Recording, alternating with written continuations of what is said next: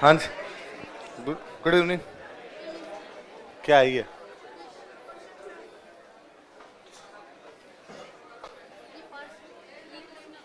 हाँ, खींच ली फोटो?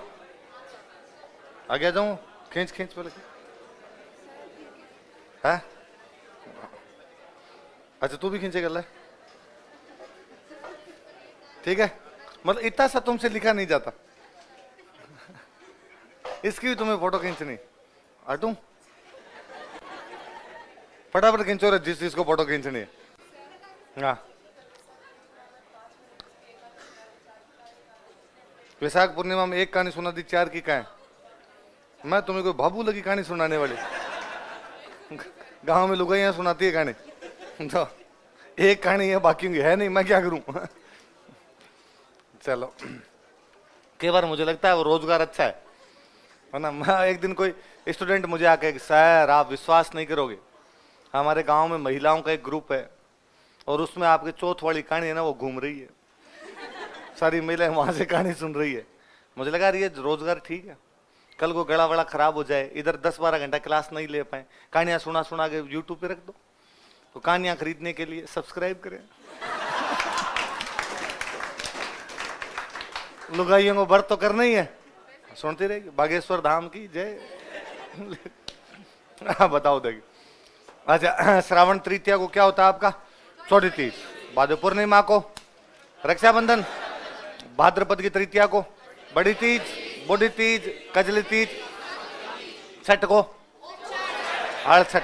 अष्टमी को कृष्ण जन्माष्टमी। नवमी को, बारस को, अमावस्या को सती अमावस्या। द्वितीया को रामदेव जयंतिया बाबरी बीज। चतुर्थी को गणेश चतुर्थी, शिव चतुर्थी, कलंक चतरा चौथ। पंचमी को, अष्टमी को, दशमी को, एकादशी को जल झूलनी एकादशी या देव झूलनी। चतुर्दशी को पूर्णिमा से क्या शुरू, कितने होते हैं, किसकी पूजा, अंतिम दिन कौन सा व्रत, तंबूड़ा व्रत। एकम से कौन से नवरात्रे, शरद नवरात्रों में अष्टमी को, होमाष्टमी दशमी को, शरद ऋतु की पूर्णिमा या रास पूर्णिमा। कार्तिक की चतुर्थी को, 4 दिन बाद संतान की लंबी उम्र के लिए। 5 त्योहार एक साथ। त्रयोदशी, चतुर्दशी, अमावस्या, एकम, द्वितीया। भगवान कृष्ण पहली बार गाय चराने के लिए गए, आंवले खाने, देवता उठ गए। देवउठनी एकादशी, प्रबोधिनी एकादशी, तुलसी। सत्यनारायण भगवान की पूर्णिमा, सत्यनारायण पूर्णिमा।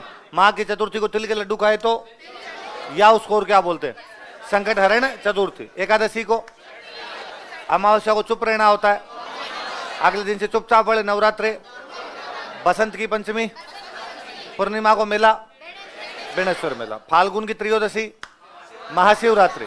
द्वितीया को फुलेरा नक्षत्र, फुलेरा दूज। पूर्णिमा को होली के अगले दिन। 8 दिन बाद में ठंडा खाना, 11 दिन बाद चित्तौड़ में। एकम से नया साल और कौन से नवरात्रे। तृतीया को त्योहार समाप्त। गणगौर पंचमी को आपके नाथद्वारा में, गुलाबी गणगौर या चूनड़ी गणगौर। अष्टमी को अशोक की पूजा। नवमी को राम जी का बर्थडे। पूर्णिमा को हनुमान जी का बर्थडे। गणगौर के 15 दिन बाद जबरदस्ती गणगौर। ढिंगागौर के 15 दिन बाद आका तीज। आका तीज के बाद में भगवान बुद्ध की बुद्ध पूर्णिमा या पीपल, धरती पे पेड़ पौधों की पूजा की इसलिए। वट वृक्ष मत। गंगा जी आ गए इसलिए, पानी पिया नहीं इसलिए। आषाढ़ी एकम से वापस वही नवरात्रे। बदला नक्षत्र तो, देवता सो गए तो, टीचर्स डे आया तो, नाग की पूजा की। नाग पंचमी। तू कौन सी पंचमी बोली, कौन सी बोली? सांप पंचमी। क्या बोला? नहीं बता क्या बोला तूने, बोला तो और कुछ था। कौन सी पंचमी बोली? वाह ठीक है, बनाओ। नेवले की पूजा में। और अमावस्या को इतने त्योहार है। लिखो आगे, लिखो जैन त्योहार।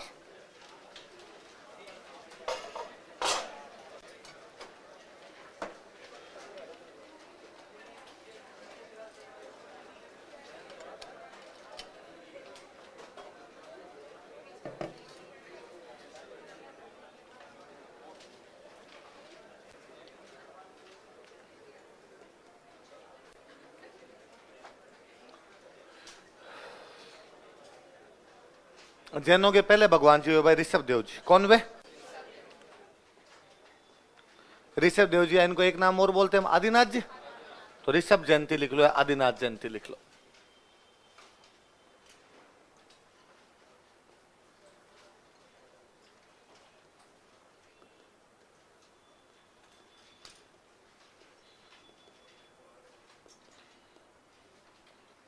ऋषभ जयंती, आदिनाथ जयंती।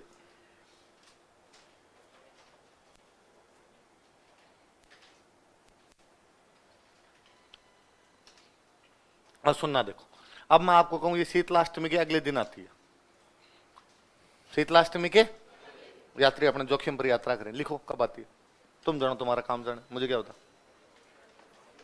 लिख, शीतलाष्टमी अगले दिन आती है, कब आती है, मुझे क्या होता। चैत्र कृष्ण अगले दिन कैसे आएगी? नवमी होगी। लिख, चैत्र कृष्ण नवमी। लिख लिया, चैत्र कृष्ण नवम। मेला लगता है उदयपुर में, एक जगह पड़ती है धुलेव। कौन सी जगह?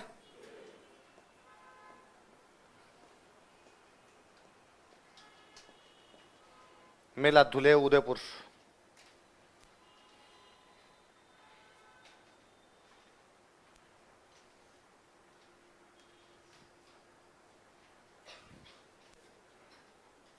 मेला कहां पर है? धुलेव, उदय।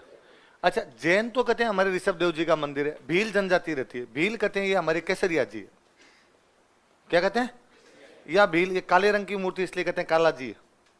तो भील जनजाति ने क्या मानती है? केसरिया जी या काला। नीचे एक लाइन लिख लो, भील जनजाति ने केसरिया जी या काला जी मानती है। People of Bhil tribe consider him Kesariya ji और काला जी। भील जनजाति ने केसरिया जी या काला जी मानती है। People of Bhil tribe consider him Kesariya ji और काला जी।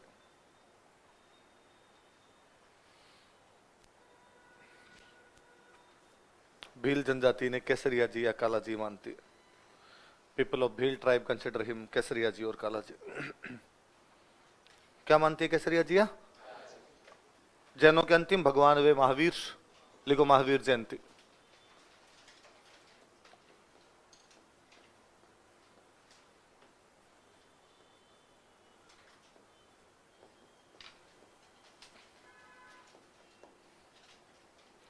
अब मैं ये कहूं कि हनुमान जी की जयंती से 2 दिन पहले आती है। अब बताओ, देखिए हनुमान जी की जयंती कब आती है? चैत्र शुक्ल पूर्णिमा, तो ये 2 दिन पहले आती है। तो चैत्र शुक्ल त्रयोदशी, चैत्र शुक्ल त्रयोदशी। तो ऋषभ देव जी की जयंती कब आती है? दोबारा बताओ। चैत्र कृष्ण नवमी। महावीर जयंती कब आती है? चैत्र शुक्ल। अब देखो मेरी दो बात सुनना। अब जैनों के सारे त्योहार भाद्रपद में आएंगे। कब आएंगे? और शुक्ल पक्ष में आएंगे। महीना भाद्रपद, पक्ष कौन से महीने में आएंगे? कौन से पक्ष में? अब मैं एक त्योहार लिखता हूं, लिखो रोट तीज। क्या है? रोट तीज। अब तुम जानो, तुम्हारा काम जाने। लिखो, मुझे तो एक ही बात पता है कि भाद्रपद में आते हैं और शुक्ल पक्ष में आते हैं। आगे भुगतो। क्या आएगा? भाद्रपद शुक्ल सप्तमी तृतीया आएगा क्या? अच्छा, इंटेलिजेंट हो गया आप, बिना बताए सीख जाते हो। तो भाद्रपद शुक्ल तृतीया। भाद्रपद शुक्ल कुछ नहीं करते, मोटी मोटी रोटियां बना खाते हैं, अच्छा सा खाना बना खाते हैं, रोटियां बना खाते हैं, मोटे मोटे रोटे बनाते हैं। इसलिए क्या होगी? क्या होगी? वैसे भी सबसे अच्छा खाना जैन ही बनाते हैं, है ना। जैनों का खाना खूब अच्छा होता है। वो तो कभी आप ट्रेन में सफर करो और उस समय आपके साथ में कुछ जैनों की फैमिली बैठी हो, ऐसा नहीं हो तो ही ठीक है आपके साथ में, तो ऐसा होगा तो आपका जीव बढ़ेगा भयंकर बड़ा। आप ऊपर बैठे हैं, जैनों की फैमिली नीचे बैठी है। ट्रेन शुरू होने के आधे घंटे बाद वो अपना टिफिन खोल लेंगे। भगवान जाने घर पे खा के आए थे कि नहीं खा के आए थे। और उनके टिफिन में इतने प्रकार की वैरायटी होगी जितनी आपने अपनी जिंदगी में नहीं खाई। वो ट्रेन में लेके आएंगे 2-3 भांत की सब्जियां, दाल अलग लेके आएंगे, कड्डी अलग लेके आएंगे, नमकीन अलग लेके आएंगे, 2-4 भांत के अचार अलग होंगे, 2-4 भांत की रोटियां होगी, रायता अलग, दही अलग, छाछ अलग, कई चीजें होगी उनके। और आपको सुगंध और बड़ी जोरदार आएगी। तो आपका जीव करेगा यार मुझे भी खाना खाना है। हालांकि ऐसी बात नहीं है आपके पास खाना नहीं है, आपके पास भी खाना है। पर आपको पता है कि मैं अभी खाना निकाल के नहीं खा सकता इनके सामने, तो क्योंकि आप जानते हैं कि आपके पास में अखबार में लपेटे हुए परांठे हैं, है ना, जो फोल्ड किए हैं, उनके अंदर ही या तो अचार है या आलू की सब्जी है। कई बार तो घर वाले और जोरदार पड़ते हैं, मिर्चें रगड़ते हैं उनके अंदर, है ना, 2 परांठे लगाए, बीच में लगाई मिर्चें। आपको पता, फोल्ड कर करके सीधे खाने हैं, अपने पास प्लेट भी नहीं है। तो जैन खाना खाने में सबसे अच्छे होते हैं, इसलिए वो कौन सी तीज मनाएंगे? रोड। वो तो मैं एक बार कोई एक जैनों की शादी में चला गया था, स्टूडेंट लाइफ में पढ़ते, तब एक भैया थोड़ी नेतागिरी करते यूनिवर्सिटी में, तो वो एक दिन आए, उन्होंने कहा कि आज खाना मत बनवाना रहे शाम को अपन। क्यों? तो उन्होंने कहा एक कोई आज नेताजी है हमारे पार्टी में बड़े, और उनकी बच्चे की शादी है, तो वहां चलेंगे। तो भैया उसमें तो आपको इन्विटेशन होगा। तो उन्होंने कहा मेरे साथ है, तुम मेरे साथ चलोगे? कितने जने अपने कमरे में? 7। तो ठीक है, तो हम सातों शाम को नागे फेस वोस लगा के हाथों हाथ उन भैया का इप्पी में शादी थी भाई साहब, मैंने इतने प्रकार की वैरायटी, मैंने तो मेरी न तो उससे पहले देखी ना उसके बाद में देखी। ऐसी ऐसी सब्जियां थी जो मैंने तो नाम पहली बार देखे। वहां मैंने एक सब्जी देखी नवरत्न कोरमा, आपको उसकी सौगन है, उससे पहले मैंने केवल नवरत्न तेल लगाया था ठंडा ठंडा कूल कूल, इसके अलावा मैंने नवरत्न नाम की कोई चीज ही नहीं सुनी थी। तो मुझे लगा है नवरत्न तेल में बनाई हुई सब्जी है, इसलिए नाम इसका नवरत्न कोरमा है। फिर सब्जी तो मेरे समझ में नहीं आई, फिर भी किसकी थी वो, पर ये अच्छी लगी, मिक्स वेज टाइप की चीज, तो खा गया। तो मैंने वहाँ कई चीजें देखी कि यार ये तो नाम ही पहली बार सुने। जैन भोजन अच्छा बनाते हैं, तो इसलिए वो क्या मनाएंगे? रोड। भादवे में आते हैं, शुक्ल पक्ष में आते हैं, तृतीया। अगले लिखी थी, अगला लिखो। तो आप भी कभी आसपास में कोई जैनों का टेंट लगाओ, है ना, घुस जाना और देख लेना दीवार नीचे की दर से भाई पकड़े तो भागने के मौके तो सुगंध दशमी या धूप दशमी। वैसे मुझे तो इतना पता है कि भादवे में आती है और शुक्ल पक्ष में आती है, आगे भूल गया यार मैं तो। अब बुढ़ापे का असर है, याद रहती नहीं सारी चीजें। उतार लो।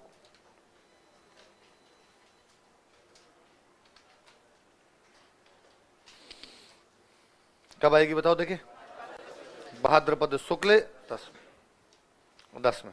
कुछ नहीं करते इस दिन, मंदिर जाते हैं, मंदिर में धूप करते हैं। धूप समझ गए? अगरबत्ती धूप, धूप लगा देते हैं वहां पे। धूप की क्या उड़ेगी? चारों तरफ सुगंध।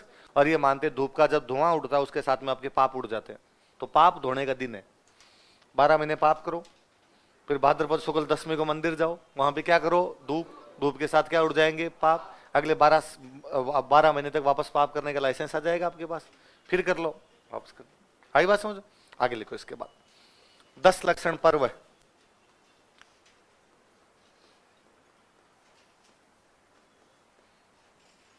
दस दिन तक व्रत रखने, 10 दिन तक व्रत रखने, इसलिए क्या बोलते हैं इसको? 10 लक्षण पर्व। कौन से 10 दिन भाई? महीने में दिन तो 30 होते हैं, तो इनका वो हम बता देंगे। शुक्ल पंचमी से चतुर्दशी तक।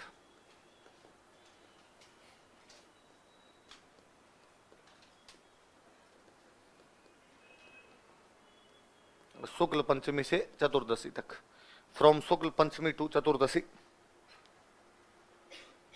शुक्ल पंचमी से चतुर्दशी तक।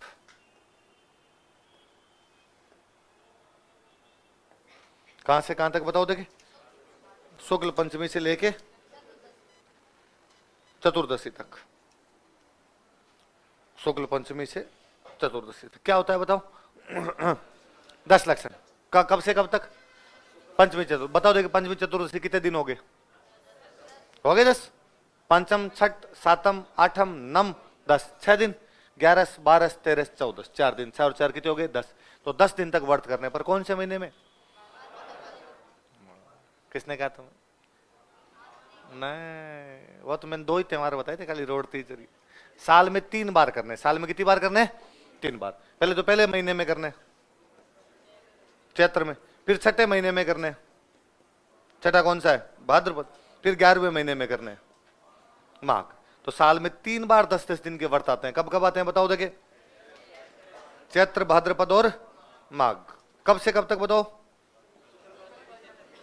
शुक्ल पंचमी से चतुर्दशी। उतार लो ऐसे कैसे?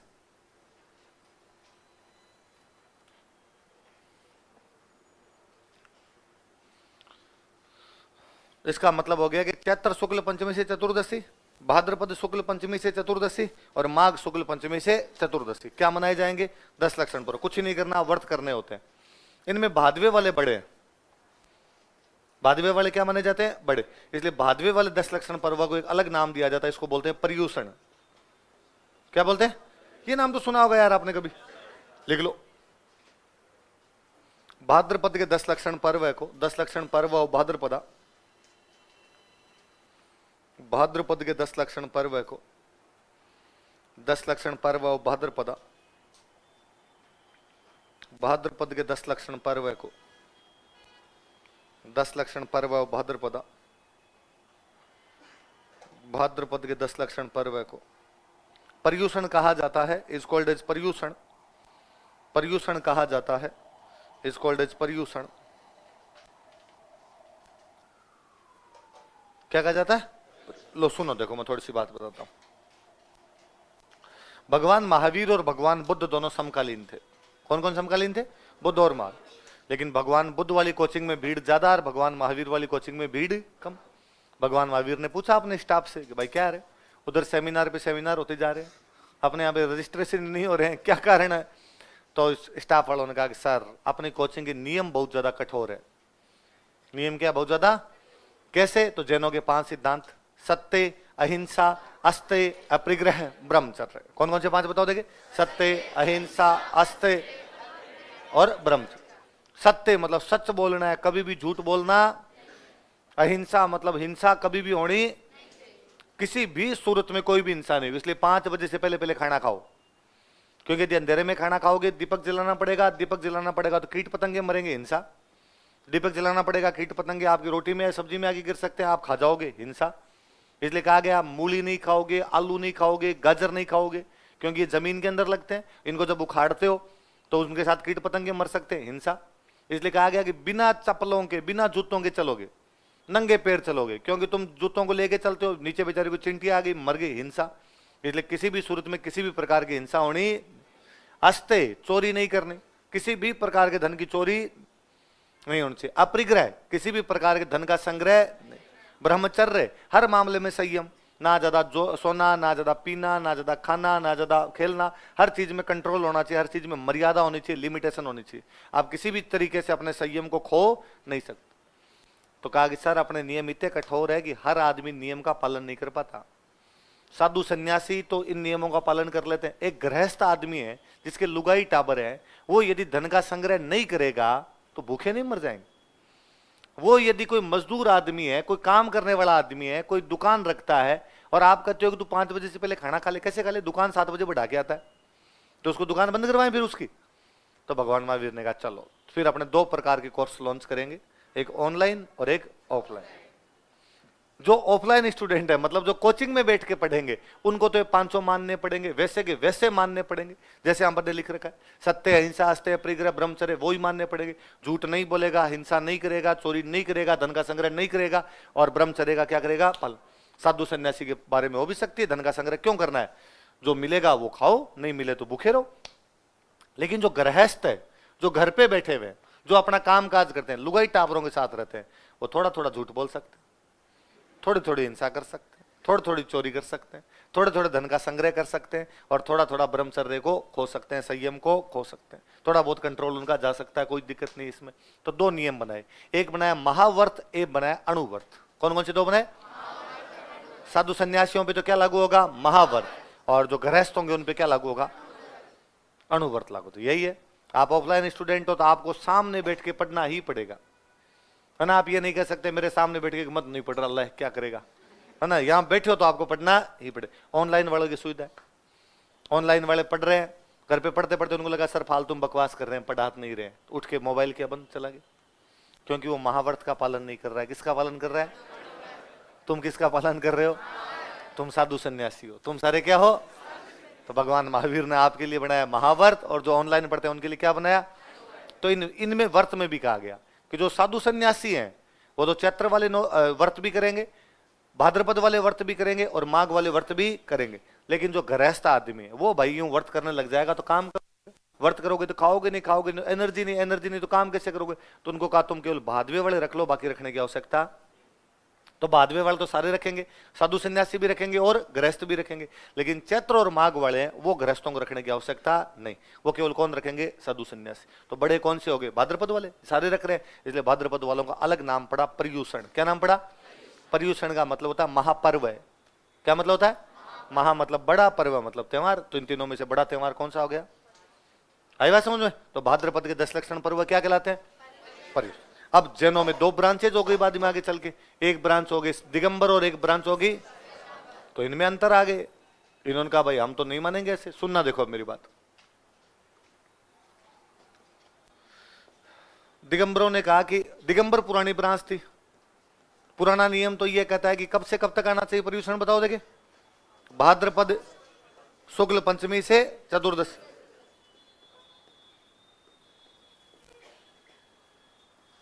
शुक्ल पंचमी से चतुर्दशी।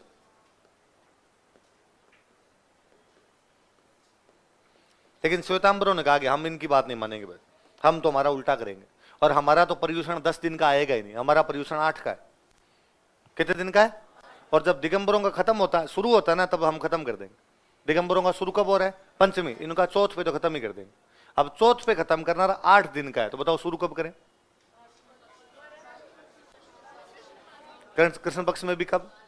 12, 13, 14 मावस 4, एकम बीज तीज चौथ 4, 4 4 कितने हो गए? 8। तो इनका कब से कब तक आता है श्वेतांबरों का, बताओ देखे? भाद्रपद कौन सा पक्ष? कृष्ण। कौन सा? कृष्ण पक्ष की कौन सा तिथि? द्वादशी। द्वादशी से आगे चतुर्थी कौन सी? शुक्ल चतुर्थी तक। कहां तक है? शुक्ल। उतार लो ऐसे कैसे?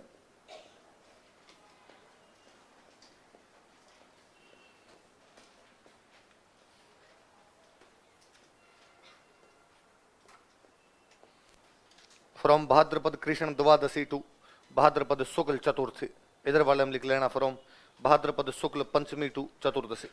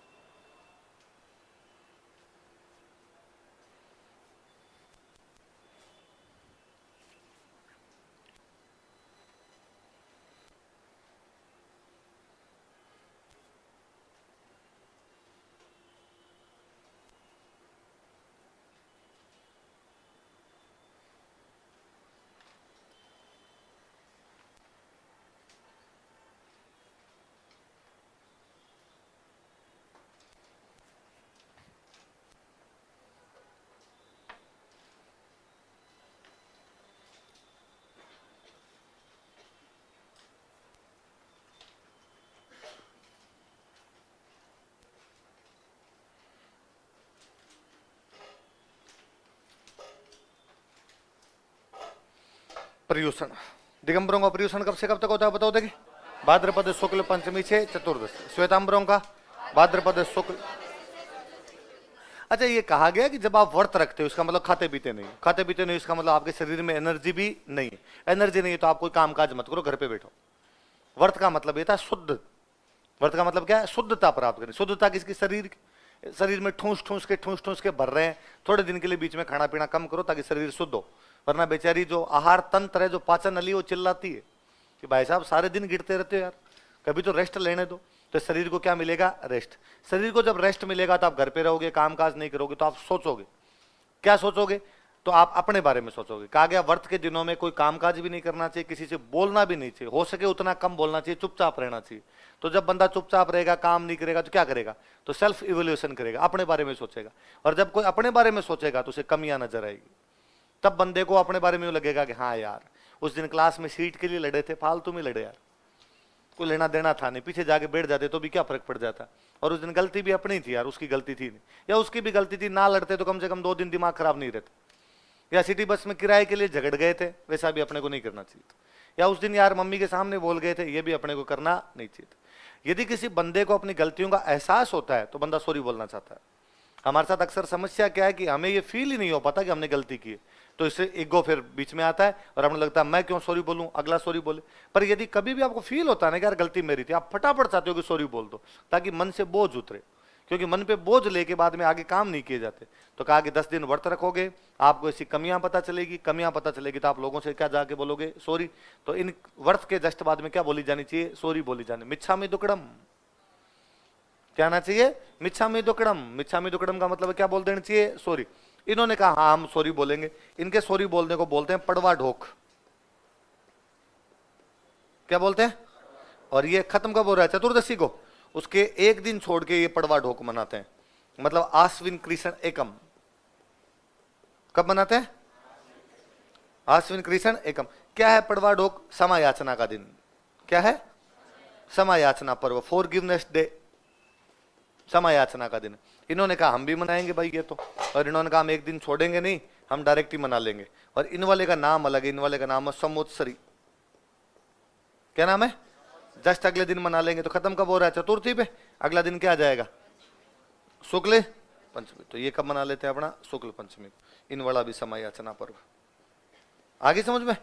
तो दिगंबर तो क्या मनाते हैं, पड़वाडो, और ये क्या मनाते हैं, संवत्सर। उतार लो ऐसे कैसे।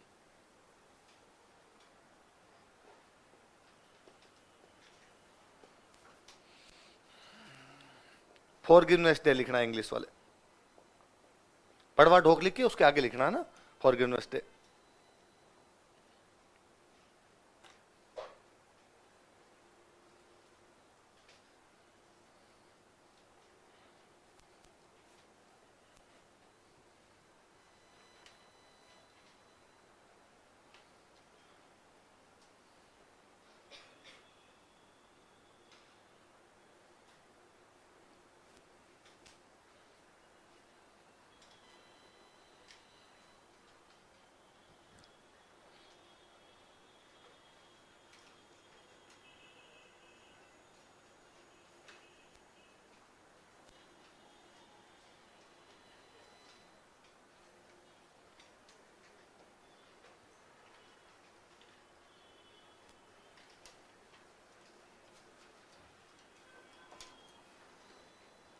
दिगंबरों का कब आता है बताओ, देखे, भाद्रपद शुक्ल पंचमी से चतुर्दशी। श्वेतांबरों का कब आता है, भाद्रपद कृष्ण द्वादशी से शुक्ल चतुर्थ। ये क्या मनाते हैं अपना, पड़वाडो। ये क्या मनाते हैं, संवत्सरी। पड़वाडो कब आती है, आश्विन कृष्ण एकम। संवत्सरी कब आती है, भाद्रपद शुक्ल पंचमी। क्या होता है ये वास्तव में, समय। बाकी जैन हिंदू ही है, हिंदुओं वाले सारे त्योहार। लिखो सिंधियों के त्योहार या सिंधी समाज के त्योहार। फेस्टिवल ऑफ सिंधी कम्युनिटी,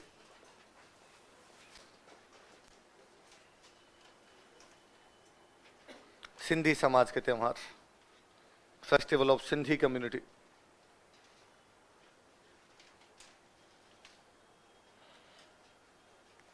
थोड़ी बातें सुनना। सिंध में रहने वाले लोग क्या कहलाए, सिंधी। सिंध में एक राजा हुए, जिन राजा का नाम था मृगशाह। कौन राजा हुए, मृगशाह नाम करके एक राजा हुए। कहां के, सिंध। इन्होंने सिंध के लोगों पर अत्याचार करने शुरू कर दिए। सिंध समुद्र के किनारे, अरब सागर के पास में पड़ता है। समुद्र के देवता माने जाते हैं वरुण। समुद्र के देवता कौन है, ये तो पढ़ा होगा, वैदिक काल पढ़ा। वैदिक काल में इंद्र, अग्नि, वरुण देवता पढ़े होंगे। तो वरुण किसके देवता है, समुद्र। तो समुद्र के किनारे रहने वाले जो भी लोग होंगे उनके मुख्य देवता कौन होंगे, वरुण। अब सिंधियों को तंग कौन कर रहा है, मृगसा। मृगसा वहां का राजा है। तो सिंधी यदि भगवान से अर्जी लगाएंगे तो कौन से भगवान की अर्जी लगाएंगे, वरुण। और सिंधियों ने भगवान वरुण की 40 दिनों तक तपस्या की। कितने दिनों तक, ये भगवान वरुण इस मृगसा के अत्याचारों से हमें मुक्ति दिलाओ। 40 दिन बाद में भगवान वरुण प्रकट हुए और भगवान वरुण ने कहा चिंता मत करो, मैं तुम्हारे घर में पैदा होऊंगा और पैदा होकर मृगसा को मार के उसके अत्याचारों से तुम्हें मुक्ति दिला दूंगा। भगवान वरुण पैदा हुए झूलेलाल जी के रूप में। किस रूप में पैदा हुए, तो झूलेलाल जी किसका अवतार है, भगवान वरुण कौन से देवता माने जाते हैं, समुद्र के। किसके अत्याचारों से मुक्ति दिलाई, मृगसा। किसके अत्याचारों से, मृगसा। अब सुनना, देखो इधर देखना। मैं 3 त्योहार बता रहा हूं इनके एक साथ। नाम सुना होगा आपने इस त्योहार का, सरकार की छुट्टी होती है।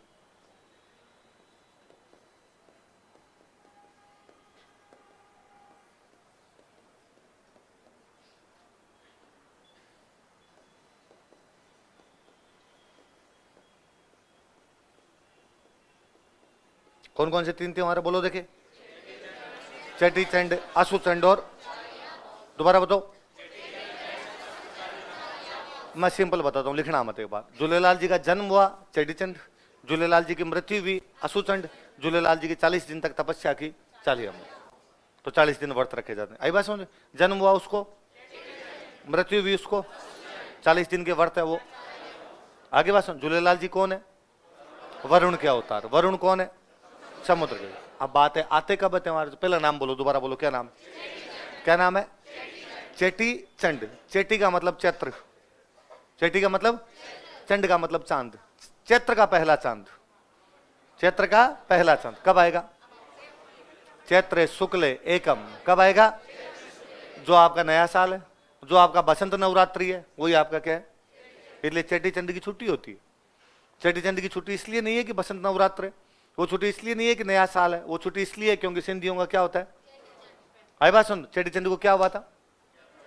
झूलेलाल जी का जन्म। कब आता चेटी चंड? चैत्र शुक्ल एकम। आगे क्या लिखा? असु मतलब आश्विन, चंड मतलब चांद, आश्विन का पहला चांद। बोलो कब आएगा? आश्विन शुक्ल एकम। ये क्या हो गया? झूलेलाल जी का निर्वाण। निर्वाण बोल सकते हैं बड़े लोगों का, निर्वाण दिवस। और लास्ट कौन सा हो गया? इसका तो फिक्स डेट है, 16 जुलाई से 24 अगस्त। कब से कब तक? 16 जुलाई से 24। चेटी चंड कब आती है? चैत्र शुक्ल एकम। क्या होता है? झूलेलाल जी का जन्म। झूलेलाल जी कौन है? वरुण के अवतार। वरुण कौन है? आसू चंड कब आता है? आश्विन शुक्ल एकम। ये झूलेलाल जी का, समझ गए?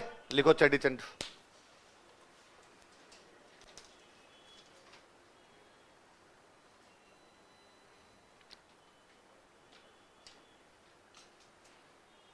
आगे लिख लो चैत्र शुक्ल एकम।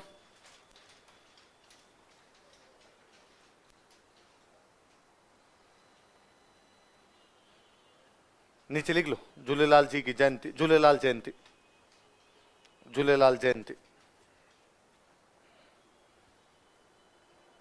झूलेलाल जयंती।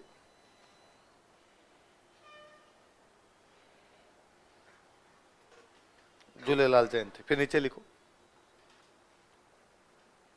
झूलेलाल जी भगवान वरुण के अवतार है। Jhulelal ji is incarnation of Lord Varun.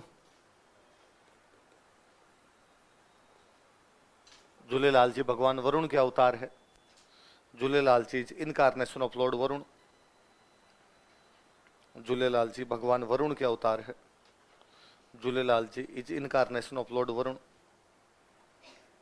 किसके अवतार है? भगवान वरुण के अवतार है। भगवान वरुण समुद्र के देवता है। Lord Varun is god of sea. भगवान वरुण समुद्र के देवता है। Lord Varun is god of sea. Sindh की राजधानी है कराची। सिंध की राजधानी क्या है? कराची। कराची तो पहले कराची में सिंधियों का बहुत बड़ा मंदिर था भगवान वरुण का, एकदम अरब सागर के तट पे। और इतनी शानदार लोकेशन कि जो भगवान वरुण की बड़ी मूर्ति लगी हुई थी, अरब सागर की लहरें जब आएगी तो उस मूर्ति के पैरों तक जाएगी, फिर वापस जाएगी, फिर पैरों तक जाएगी, फिर वापस जाएगी। ऐसे लगता है जैसे समुद्र अपने देवता के पैर धो रहा है। समुद्र अपने देवता के। फिर पाकिस्तान बना। पाकिस्तान बनते ही उसमें मंदिर में तोड़फोड़ शुरू करवाई। तोड़फोड़ शुरू करवाई तो अमेरिका को पता चला। तो अमेरिका को पता चला तो उनको लगा ये हेरिटेज मंदिर है, पुराना मंदिर है, इसकी तोड़फोड़ रुकनी चाहिए। तो अमेरिका ने पाकिस्तान वालों को कहा रे मंदिर है, तुम तोड़फोड़ नहीं कर सकते इसके अंदर। तो पाकिस्तान वालों ने तोड़फोड़ तो रुकवा दी, मंदिर में टॉयलेट बना दिए। आना तो बंद हो, लोग तो नहीं आ पाए। फिर धीरे धीरे महत्व अपने आप ही समाप्त हो जाता है चीजों का। फिर मंदिर ही तोड़ ताड़ दिया गया था। बाकी किसी टाइम में भगवान वरुण का मंदिर था, क्योंकि वरुण किसके देवता है? अगला लिखो असुचंड। असुचंड लिख लो आगे। आश्विन शुक्ल एकम।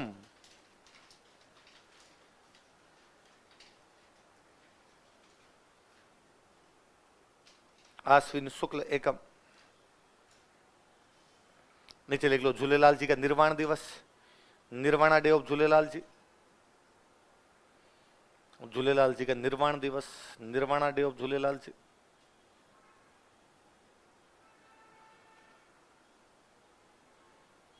झूलेलाल जी का निर्वाण दिवस। अगला लिखो चालीहा महोत्सव। इंग्लिश में लिखना चालीहा फेस्टिवल। क्या ये इसमें सवाल था 2-3 साल पहले? स्टार लगाना। चालीहा महोत्सव, चालीहा फेस्टिवल, 40 दिनों तक व्रत करने, इसलिए नाम क्या हो गया? चालीहा महोत्सव।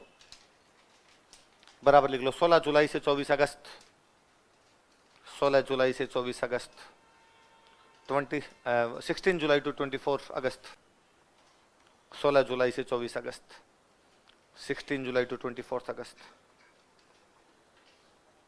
व्रत वगैरह किए जाते हैं, मंदिरों में पूजा वगैरह होती है। चेटी चंडी के आसपास या इन चालीहा महोत्सव के आसपास अगर आप मंदिर के बाहर से निकलोगे तो मंदिर में जोर जोर से गीत गाते हुए सुनोगे, आयो लाल झूले लाल, दमादम मस्त कलंदर अलीदा पहला नंबर।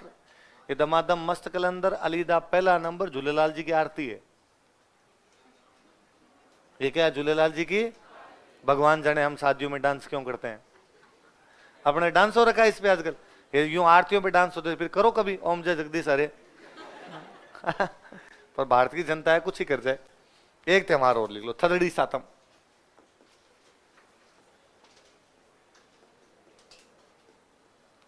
थदड़ी सातम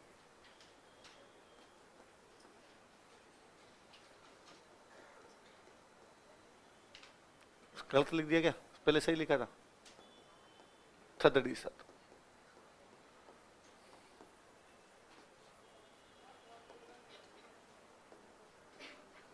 ये तो पता चल गया सातम को आती है। भाई थदड़ी सातम तो आती, तो कब है सातम? कौन सी सातम? कृष्ण जन्माष्टमी से एक दिन पहले। करो आप खुद, मुझे याद नहीं है, कर लो खुद। भाद्रपद शुक्ल कृष्ण होगा क्या? चलो कृष्ण, आप भी जानो भाई। भाद्रपद कृष्ण सप्तमी, थदड़ी सातम, भाद्रपद कृष्ण सप्तमी। हीरो कृष्ण जन्माष्टमी शुक्ल में आती है क्या रे? हैं? कहां खोया हुआ रहता है? तो आगे आगे वाले क्या करते हैं? गलतियां करते हैं। तो थदड़ी सातम, थदड़ी का मतलब होता है ठंडा। थदड़ी का मतलब क्या होता है? तो जैसे आपने बास्योड़ा है ना, ये सिंधियों का बास्योड़ा है, ठंडा भोजन करते हैं। थदड़ी का मतलब क्या होता है? ठंडा। किसको आती है सिंधी भाषा? आती है आप में से किसी को सिंधी आती है? एक सेंटेंस आता क्या? तू जो मतलब क्या है? अच्छा यार, ये तो नहीं सुना मेरे, तो यूं सलटा गया देखे।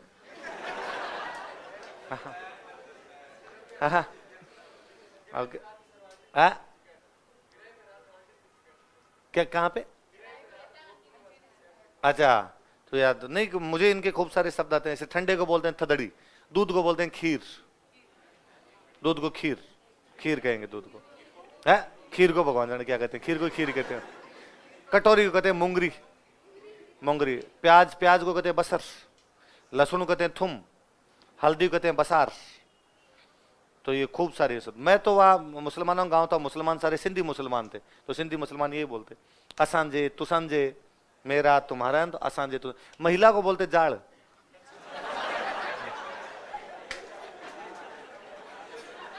ये हमें वहां सबसे जोरदार लगता था। ए किदी जाड़ है, ए ओदी जाड़ है, ओदी जाड़ है। तो वहां एक बाकायदा एक गांव है, उस गांव का नाम है जाड़वड़ी। गांव का नाम क्या है?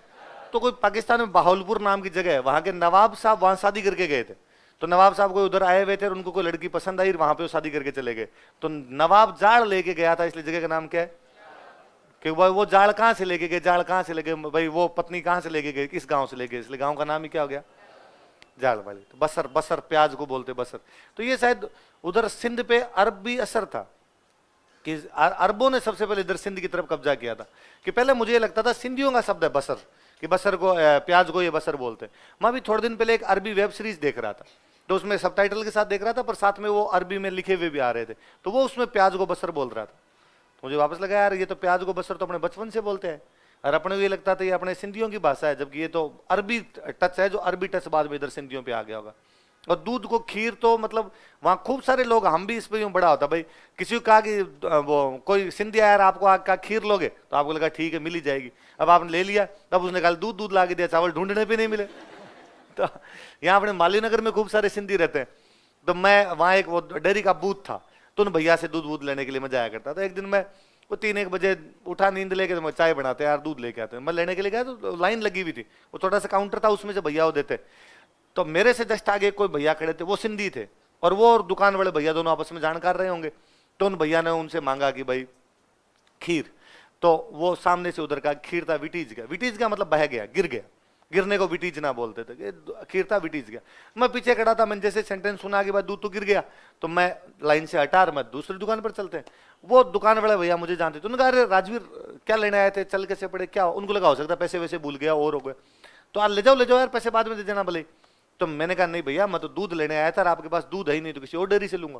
तो तुम्हें क्या पता मेरे पास दूध नहीं, अभी आपने इन भैया कहा था ना खीर था विटीज गया, तो तेरे को सिंधी आती है? मैं हाँ, इसलिए कभी गाली नहीं निकालनी। मैं खड़ा रहा हूँ, आप मेरे बारे में चुगलियां करो, मैं समझ जाऊंगा। कई बार आदमी को लगता है भाषा समझ में नहीं आती हो, तो थदड़ी का मतलब होता है ठंडा। क्या मतलब होता है? ठंडा। देखो जो अच्छा आदमी बोलते हैं सुठो माणू, सुठो माणू है ना, अच्छा आदमी मतलब सुठो माणू, माणू मानुस, मानुस से वो माणू बन गया, सुठो मतलब अच्छा। तो आप ही कोई आपका अच्छा दोस्त हो, उसको क्या कह सकते हो? सुठो माणू। क्या कहोगे? चलो आगे लिखो, सिखोंगे त्योहार। बाकी सिंधी हिंदू ही होते हैं। सिख त्योहार, सिख फेस्टिवल्स।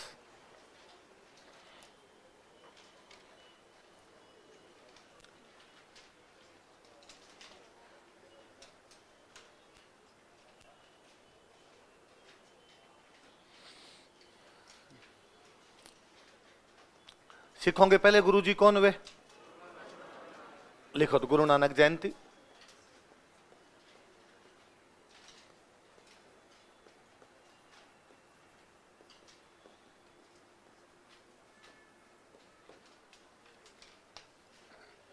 गुरु नानक जयंती ये अपने सत्यनारायण पूर्णिमा के दिन होती है। कब होती है? लिख लो कब होती है, इस बहाने दिमाग तो लगाओगे। तुम दोनों को एक त्योहार याद नहीं है रे। कब होती है? कुछ ही नहीं किया। कब आती है बताओ सत्यनारायण पूर्णिमा? हाँ लिखो तो, कार्तिक पूर्णिमा लिखो। कार्तिक पूर्णिमा शुक्ल पक्ष में आएगी, कृष्ण में आएगी? हाँ पक्का? कृष्ण में नहीं है? कैसे? लिख ले। तो पूर्णिमा कृष्ण में कैसे आ सकती है? पूर्णिमा को चांद पूरा होता है। लिख कार्तिक पूर्णिमा। अरे शुक्ल नहीं लिखना इसमें, कार्तिक पूर्णिमा लिख सीधा, ये टेंशन में आ गया। लिखो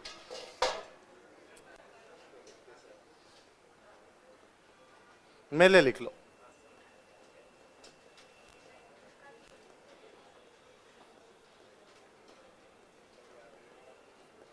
बीकानेर में तो लगता है कोलायत।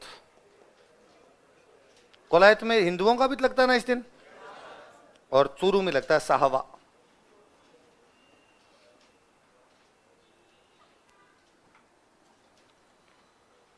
तो कोलायत बीकानेर और साहवा चूरू।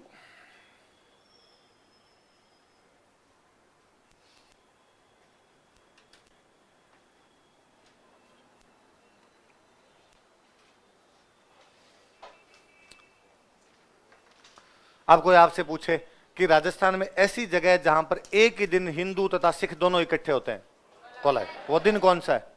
कार्तिक पूर्णिमा। हिंदू क्या मना रहे होते हैं? सत्यनारायण पूर्णिमा। और सिख क्या मना रहे होते हैं? तो वह यह था कि गुरु नानक जी यात्रा पे निकले थे, उस यात्रा के दौरान राजस्थान में दो जगह पे रुके थे अपने। कहाँ कहाँ रुके? कोलायत और सा। तो यहाँ पे बाद में गुरुद्वारे बन गए थे, यहाँ पे पूजा होने लगे। लास्ट गुरु जी कौन थे? गुरु गोविंद सिंह जी। लिखो गुरु गोविंद सिंह जयंती।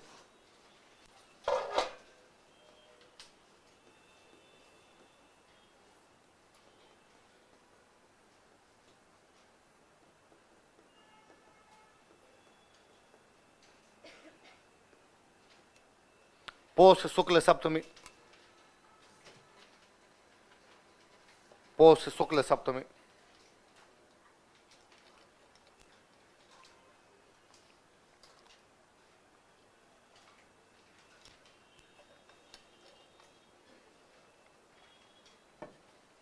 कब होती है बताओ देखे? पौष शुक्ल सप्तमी। आगे लिखो लोहड़ी, ये तो आप जानते ही हो। कब आती है? 13 जनवरी। अपने मकर संक्रांति से एक दिन पहले 13 जनवरी। वो सेम मकर संक्रांति होती है, सूर्य उत्तरायण होता है, नाम अलग अलग है इनके। लोहड़ी 13 जनवरी। देख लो वैसाखी, वैसाखी कब आती है? 13 अप्रैल वैसाख के महीने में, एग्जैक्टली वैसाख के महीने में आती थी। अब के हिसाब से 13 अप्रैल कर लिया हमने। बाकी ये पंजाब का नया साल था, वैसाख लगता था तो नया साल होता था 13 अप्रैल।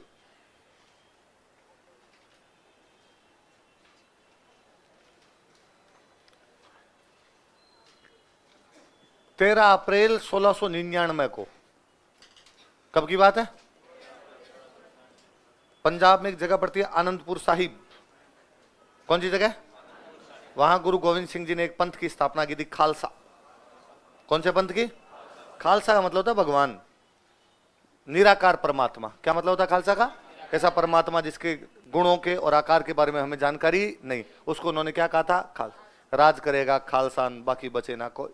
किसका राज होगा? केवल और केवल खालसा का राज आएगा। तो खालसा पंथ बनाया था। कब बनाया गया? 13 अप्रैल 1699। कहां पे? किसके द्वारा? 13 अप्रैल 1699 ईस्वी को।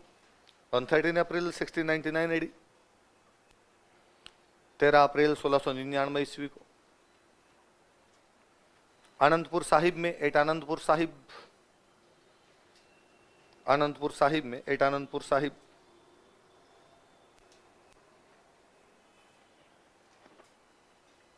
गुरु गोविंद सिंह ने खालसा पंथ की स्थापना की थी। गुरु गोविंद सिंह फाउंडेड खालसा सेक्ट।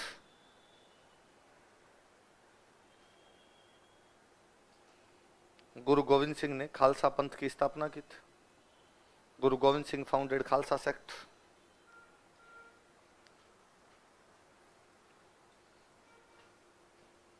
गुरु गोविंद सिंह ने खालसा पंथ की स्थापना की थी।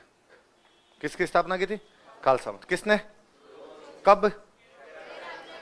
इसलिए 13 अप्रैल 1919 को जलियांवाला बाग हत्याकांड हुआ था, क्योंकि वो लोग किसका मेला देख रहे थे? वैसाखी का। किसका मेला देख रहे थे? लिख लो, 13 अप्रैल 1919 जलियांवाला बाग हत्याकांड। इस बहाने याद रहेगा, मॉडर्न में पढ़ो तो दोबारा पढ़ लेना। जलियांवाला बाग हत्याकांड, जलियांवाला बाग मैसेकर।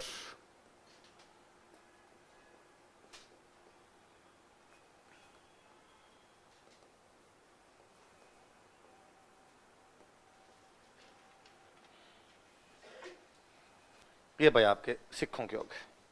भारत में यही धर्म, भारत में जितने धर्म थे उनके सबके हो गए। बौद्धों का ले दे गए कि त्योहार है बुद्ध पूर्णिमा, वो हमने पढ़ लिया। अब सुनना, देखो, लिखना मत, इधर ध्यान देना।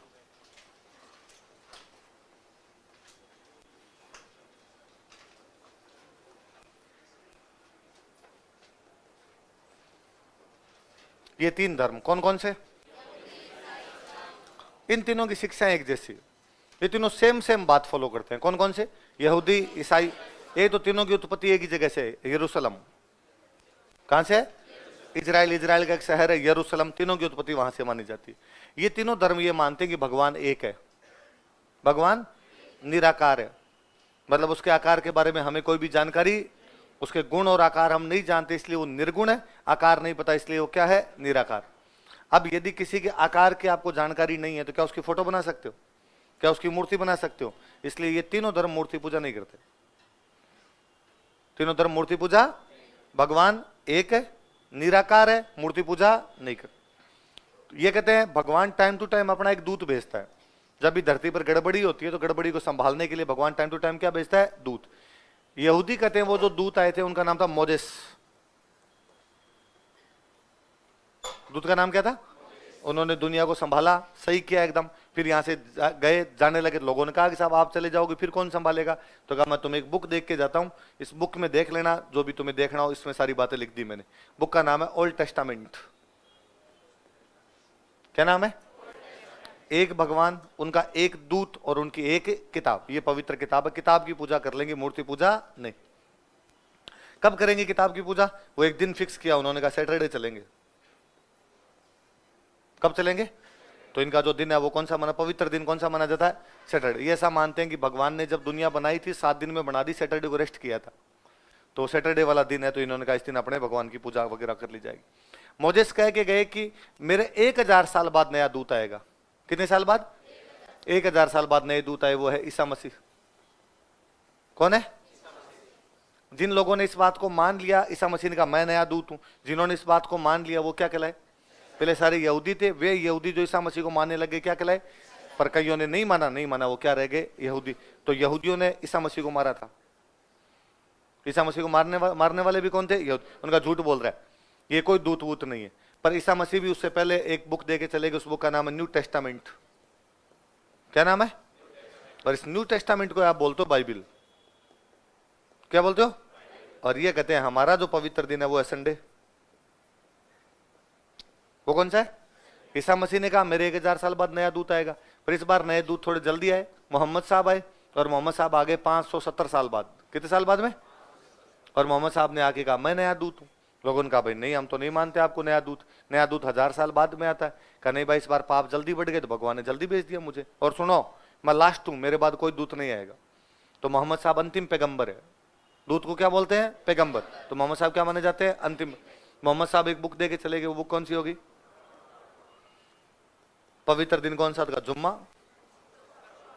आज है ना? तो ये तीनों धर्म एक जैसे हैं, भगवान एक है, उसके आकार की जानकारी नहीं, इसलिए मूर्ति पूजा।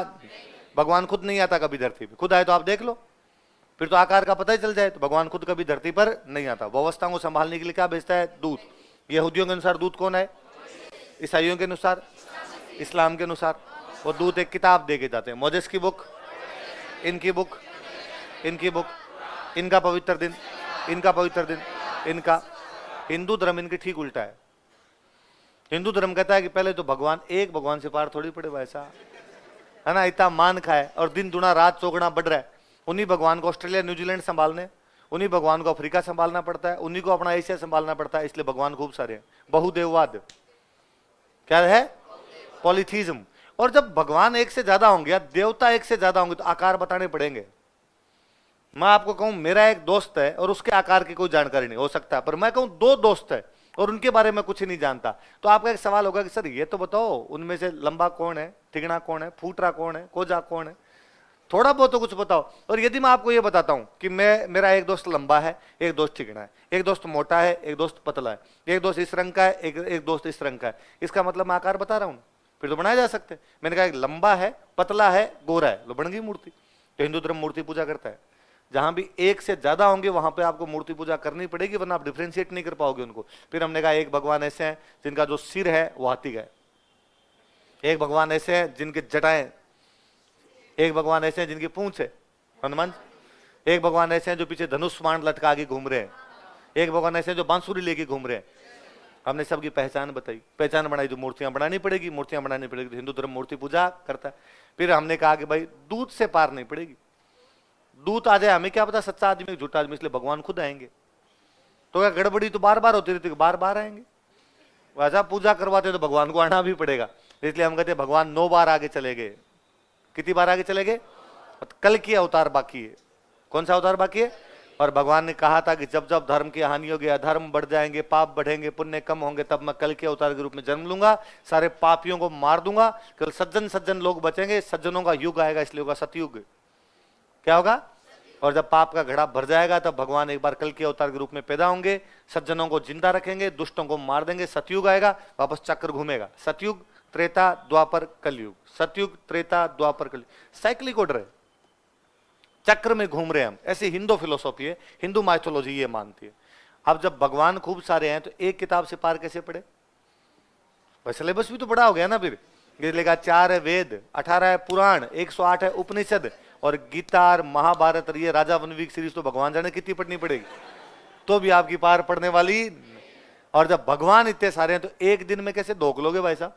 तो हमने कहा सोमवार को शिव जी, मंगलवार को बालाजी, बुधवार को गणेश जी, शुक्रवार को संतोष जी माता, शनिवार को शनि भगवान, रविवार को सूर्य भगवान। फिर भी पार नहीं पड़ी तो कहा 8 को माता जी, 7 को फलाण जी, पूर्णिमा को फलाण जी, अलग अलग बांटने पड़े हमें। तो हिंदू धर्म इनकी ठीक फिलोसॉफी देता है। तो अपने इस धरती पे जो भी धर्म हुए थे वो ये मानते हैं कि भगवान खुद अवतार लेते हैं। इस धरती के बाहर वाले जो धर्म है वो कहते हैं भगवान खुद कोई देख ही नहीं पाया आज तक, इसलिए वो निराकार है, उनके दूत आते हैं। क्या आते हैं? इसका मतलब मोजेस, ईसा मसीह और मोहम्मद साहब भगवान नहीं है, दूत है। ये सारे के सारे क्या है? दूत। दूत को बोलते हैं पैगंबर। क्या बोलते हैं? क्या बोलते हैं? नबी। क्या बोलते हैं? क्या बोलते हैं? रसूल। क्या बोलते हैं? तो ये पैगंबर है, नबी है, रसूल है, मैसेंजर कह सकते हो, एम्बेसडर कह सकते हो, दूत कह सकते हो। आगे बात समझ में? तो क्योंकि मैं आगे पढ़ाऊंगा तो मैं लिखवाऊंगा कि भाई मोहम्मद साहब ने भगवान से मुलाकात की, अल्लाह से मुलाकात की, तो आपको लगता है मोहम्मद साहब तो खुद ही अल्लाह है? नहीं, वो क्या है? अल्लाह के दूत। लिखो मुस्लिम त्योहार, मुस्लिम फेस्टिवल्स।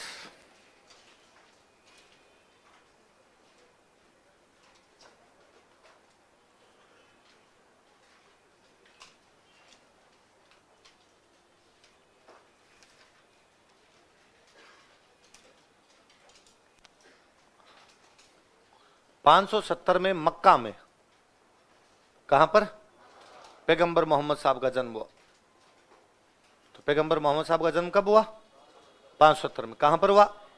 मक्का में। लिखो 570 ईस्वी में, इन 570 एडी। 570 ईस्वी में इन 570 एडी मक्का में पैगंबर मोहम्मद साहब का जन्म हुआ था। मक्का सऊदी अरब में एक जगह पड़ती है। प्रोफेट मोहम्मद साहब बोर्न एट मक्का। मक्का में पैगंबर मोहम्मद साहब का जन्म हुआ था। प्रोफेट मोहम्मद साहब बोर्न एट मक्का।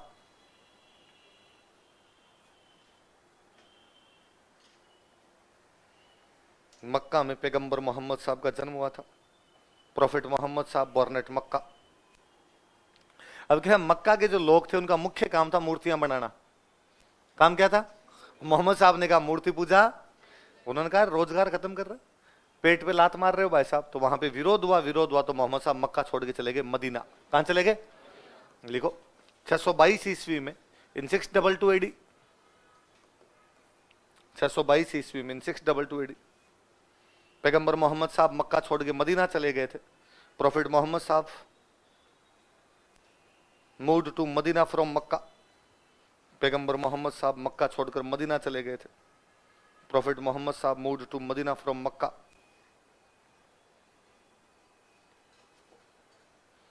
पैगंबर मोहम्मद साहब मक्का छोड़कर मदीना चले गए थे। प्रोफेट मोहम्मद साहब मूव्ड टू मदीना फ्रॉम मक्का। एक जगह से दूसरी जगह जाने को अरबी भाषा में बोलते हैं हिजरत। क्या बोलते हैं? लिखो इस घटना को हिजरत कहा जाता है। This incident is called as Hijrat. इस घटना को हिजरत कहा जाता है। This incident is called as Hijrat. इस घटना को हिजरत कहा जाता है।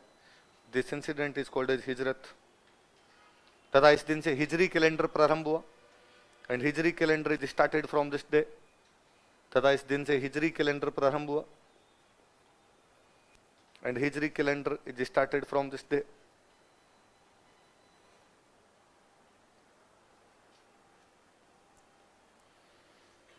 इस दिन से हिजरी कैलेंडर प्रारंभ हुआ। कौन सा कैलेंडर प्रारंभ हुआ भाई? इस दिन को मान लिया 1-1-1 और यहां से कैलेंडर शुरू कर लिया। यह एक चंद्रमा आधारित कैलेंडर है। It is a lunar based calendar. यह एक चंद्रमा आधारित कैलेंडर है। It is a lunar based calendar. यह एक चंद्रमा आधारित कैलेंडर है। It is a lunar based calendar. लेकिन इसमें अधिक मास नहीं होता है। बट देयर इज नो अधिक मास। लेकिन इसमें अधिक मास नहीं होता है।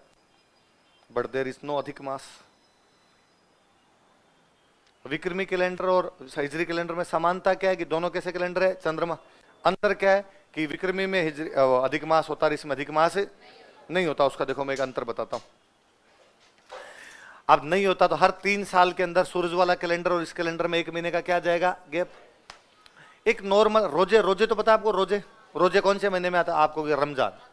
रमजान का महीना, रमजान के महीने में क्या आते हैं? रोजे। तो आप कभी नोटिस करना कि कई बार आप अखबार में सुनोगे, आपका कोई मुस्लिम दोस्त जानकार है तो आप उससे सुनोगे कि दिसंबर में रोजे चल रहे हैं। दिसंबर में क्या चल रहे हैं?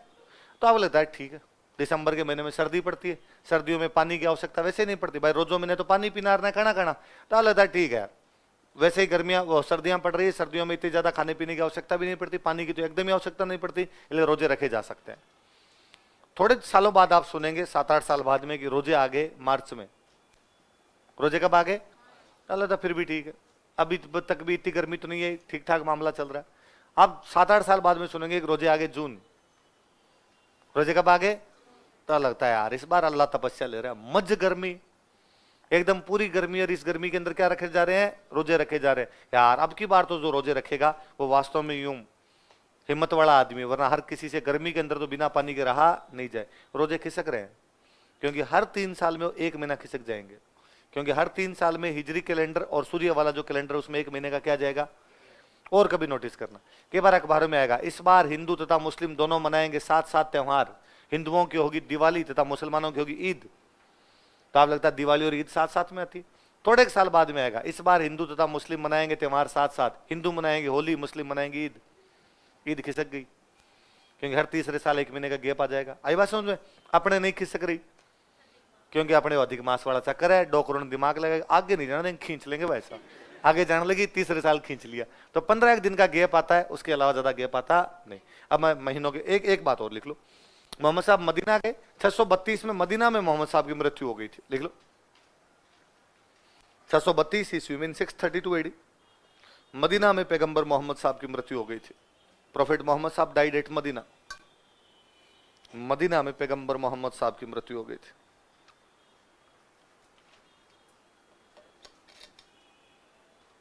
प्रोफेट मोहम्मद साहब डाइड एट मदीना, मदीना में पैगंबर मोहम्मद साहब की मृत्यु हो गई थी। अब महीनों के नाम लिख लो हिजरी कैलेंडर के महीने, या हिजरी कैलेंडर हेडिंग डाल लो, जैसे चैत्र वैशाख पढ़े थे वैसे इसमें महीनों के नाम याद करते हैं, फिर त्योहार पढ़ेंगे। एक बार मैं लिखवाऊं वैसे ऐसे लिख लो।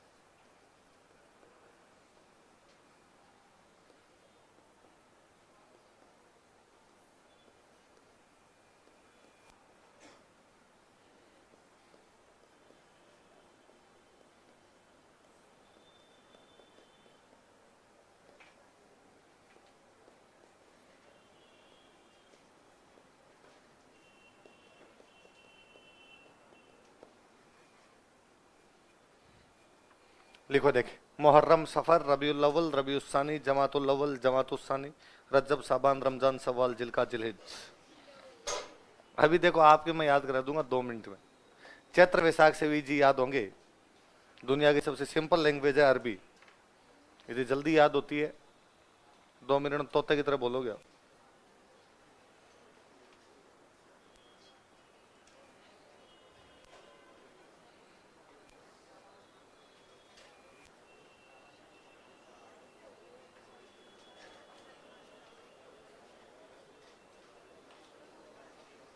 उतार लिए?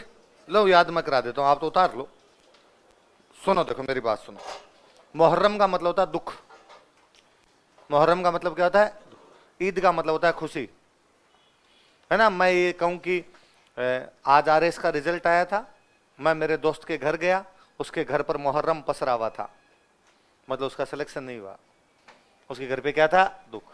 आज आरएस का रिजल्ट आया, मैं मेरे दोस्त के घर पे गया, उनके घर पे ईद थी, मतलब सिलेक्शन हो गया। तो मुहर्रम का मतलब, ईद का मतलब, मैं आप में से किसी को देख के कह सकता हूँ अरे यार आज तो ईद की तरह चहक रहे हो, लास्ट तुम्हारे क्या चेहरे पे खुशी। मैं किसी को देख कह सकता हूँ अरे ऐसे कैसे, मुहर्रम की तरह मुरझाए हुए हो, इसलिए वो तुम्हारे चेहरे पे क्या है? दुख। तो मुहर्रम का मतलब क्या होता है? दुख। ईद का मतलब, तो पहला महीना दुख का महीना है, क्यों दुख हुआ था अभी हम पढ़ लेंगे। पहला दुख का महीना, दुख को क्या बोलते हैं? मुहर्रम। तो पहले महीने का नाम क्या हो गया? दुख लंबा चला थोड़ा। शून्य को बोलते हैं सिफर। शून्य क्या बोलते हैं? सिफर। सिफर, ये सिफर बोला है क्या आपने कभी शून्य को? आप में से किसी ने शून्य को सिफर कहा हो? यार ये भी मुझे लगता है शायद ये अरबी का असर रहा होगा। मैं 5वीं तक शून्य को हम सिफर ही बोलते थे, कि वहां हमारे टीचर भी ये बोलते, हम बच्चे भी ये बोला करते थे। गांव में मैं बाकियों से भी सुनता तो सिफर, 500 भी लिखता 5 सिफर सिफर। तो सिफर, सिफर का मतलब क्या होता है? शून्य। तो अगले महीने में भी कोई काम नहीं हुआ, शून्य काम हुआ, सिफर काम हुआ। तो ये महीने का नाम तो सिफर है, चेंज होते होते क्या बन गया? सफर। तो पहला महीना दुख का महीना तो क्या हुआ? शून्य वाला महीना। आई बात समझे? अव्वल का मतलब होता है फर्स्ट, सानी का मतलब होता है सेकंड। अव्वल का मतलब, सानी का मतलब। मैं किसी कहूंगी राकेश कक्षा में अव्वल आया, मैं इस सेंटेंस को चेंज करता हूं, मैं कहता हूं विराट कोहली का क्रिकेट में कोई सानी नहीं है, मतलब विराट कोहली जैसा क्रिकेट में कोई भी दूसरा। मैं कहता हूं अमिताभ बच्चन का बॉलीवुड में कोई सानी नहीं है, मतलब अमिताभ बच्चन जैसा बॉलीवुड में दूसरा नहीं। तो सानी का मतलब सेकंड, और अव्वल का मतलब 4 महीने। अव्वल सानी, अव्वल सानी, फर्स्ट सेकंड, फर्स्ट सेकंड। बोलो देखिए, अव्वल सानी अव्वल क्या है? अव्वल सानी, 2 के आगे लगाना रबी और 2 के आगे लगाना है जमा। उल उस बीच में जो दिमाग है वो बोल देना, कोई फर्क नहीं पड़ता इससे ज्यादा। तो रबी उल अव्वल, रबी उस सानी, जमातुल अव्वल, जमात उस।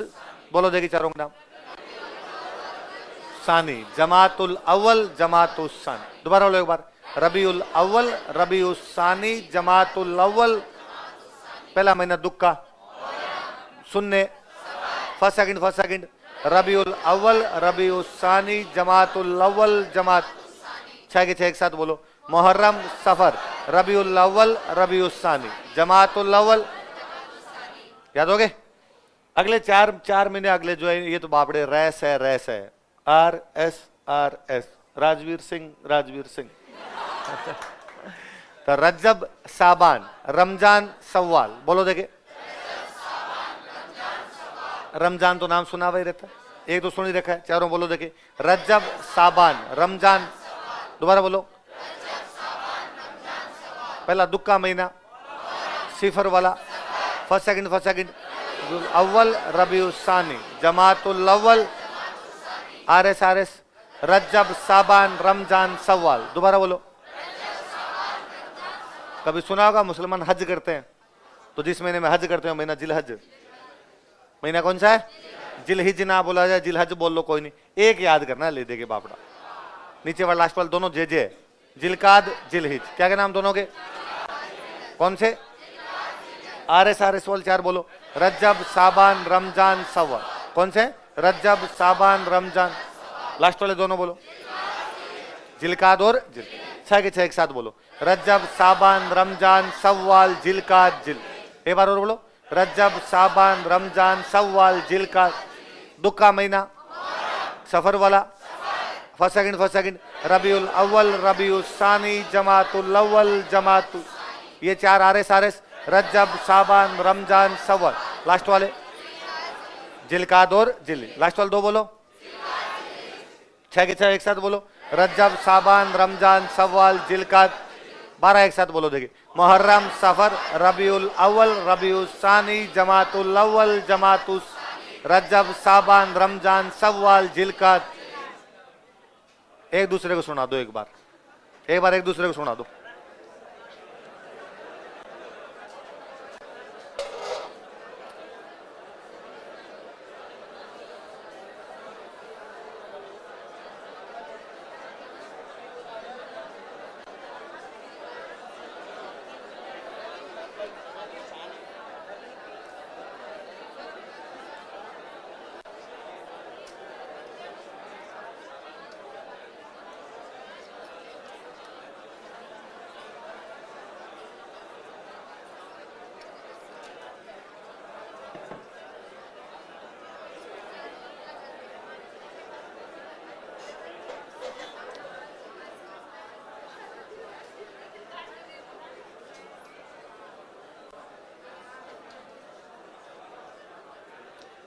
कर लिया याद?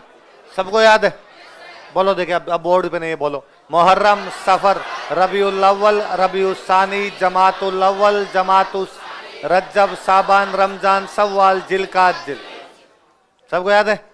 आज अपने मकान मालिक को पकड़ के सुना देना। पीजी वाले अंकल आंटी उनके, अंकल इधर आओ, अभी तो मोहर्रम, सवार, रबीउल। अंकल कहेगा मदरसा ज्वाइन किया है, कहाँ जाता है, क्या बोलने लगे आज? पहला महीना लिख लो आप, मोहर्रम। घर पे जाके एक बार और बोल के देख लेना, हमेशा याद हो जाए। और महीने ही याद करने हैं, क्योंकि महीने 12 है, त्योहार 8 है। महीने कितने हैं? त्योहार कितने? भाई भगवान एक है, एक भगवान के कितने त्योहार हो सकते हैं? 8। ये दिक्कत तो अपने है भाई, भगवान इतने सारे, बाटा बाटा भूमियो है, तो फिर पंचमीर, छठर सारी याद करनी पड़ती है। तो मुहर्रम लिखो 10 तारीख। इसमें ना वो पक्ष भी नहीं होते, सीधा एक साथ चलते हैं, 1 से 30। 10 तारीख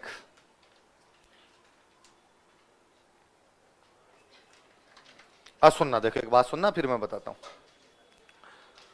पैगंबर मोहम्मद साहब की 632 में मदीना के अंदर क्या हो गई? डेथ। पैगंबर मोहम्मद साहब राजा थे, धार्मिक गुरु भी थे, राजा भी थे। तो जब वो मरे तो कहा भाई धर्म की बातें अब किससे पूछेंगे? कहा कुरान। कुरान पढ़िए, जो भी धर्म की बातें देखनी हो किसमें देख लो, कुरान। पर राजा वाली सीट पे तो कोई ना कोई बैठेगा, वरना राज्य कौन संभालेगा? तो 2 थ्योरी सामने। एक तो राजा वाली सीट पे जो भी बैठता उस राजा वाली सीट को बोलते खलीफा। क्या बोलते? तो खलीफा किसको बनाया जाए? तो 2 थ्योरी सामने है इसके अंदर। एक तो ये था कि यार जो सबसे योग्य आदमी है उसको क्या बना दिया जाए? खलीफा। जो ये कह रहे थे योग्य आदमी खलीफा बनाया जाए, वो तो कह रहे थे खलीफा बनाओ अबू बकर को। किसको बनाओ? अबू बकर एक सीनियर बंदे थे। और पैगंबर मोहम्मद साहब के टाइम में भी पैगंबर मोहम्मद साहब जब कभी राजधानी छोड़ के बाहर जाते तो राजधानी को कौन संभाला करते थे? अबू बकर। तो अब किसको बना देते? अबू बकर। सीनियर आदमी, इंटेलिजेंट आदमी, इनको बनाया जाए। कई लोगों का कहना था ना योग्यता क्या होती है? सब ब्लड रिलेशन, जो पिछले राजा का ब्लड रिलेटिव वो बनना चाहिए। यूं नहीं आनिए बानियो किसी को लाके बना दो आप। परिवार, राजा के परिवार का बंदा ही राजा बनेगा ना, तो ही वो रॉयल ब्लड कंटिन्यू रहेगा, वरना रॉयल ब्लड कंटिन्यू नहीं रहेगा। वो जो ये कह रहे थे कि राजा के परिवार का आदमी बनना चाहिए, पैगंबर मोहम्मद साहब के परिवार का बनना चाहिए, उनका कहना था कि पैगंबर मोहम्मद साहब की बेटी के पति थे अली, क्या नाम थे उनके? दामाद थे अली। उनका कहना था अली को बना दो। अब 2 ग्रुप है, एक चाहता है अबू बकर को बनाया जाए, एक चाहता है अली को बनाया जाए। वे लोग जो ये कहते थे अबू बकर को बनाया जाए वो है सुन्नी मुसलमान। कौन है? जो कहते थे अली को बनाया जाए वो है सिया।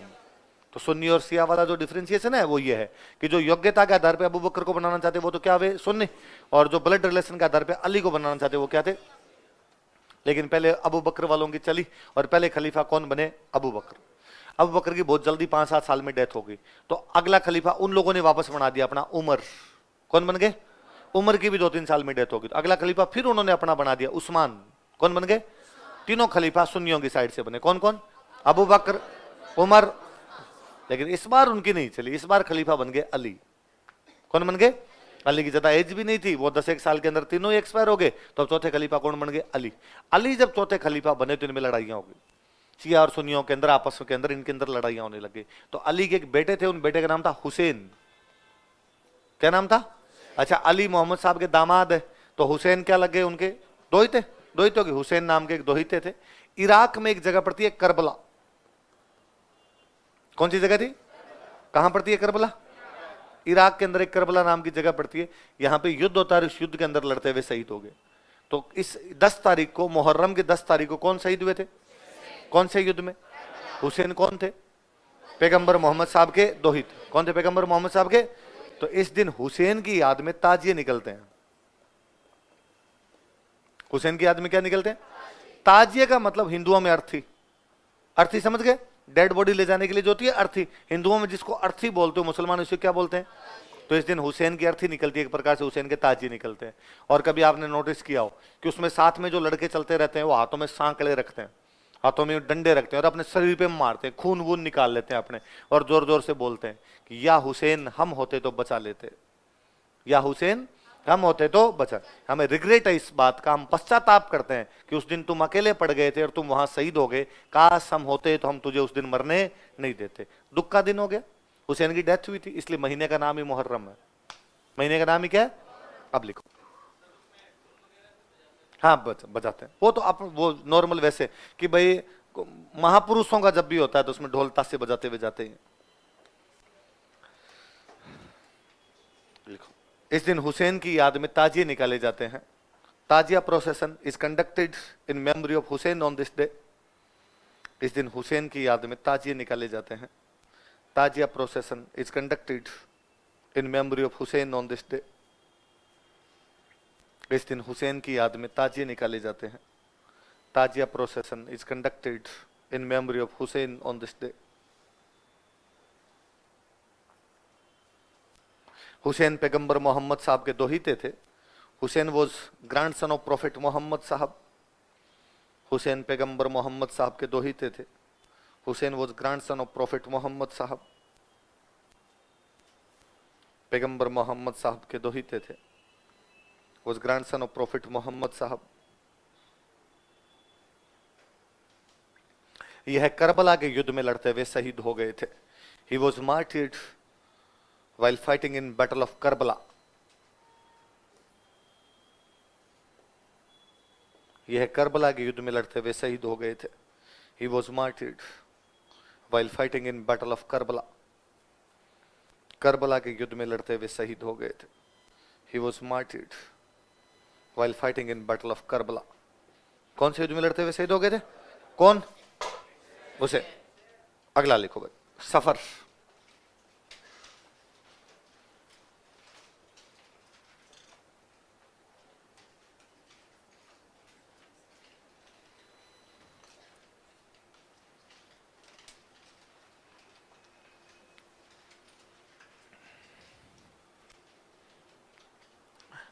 हिंदुओं में कोई मर जाता है तो दुख कितने दिन का होता है? 12 दिन।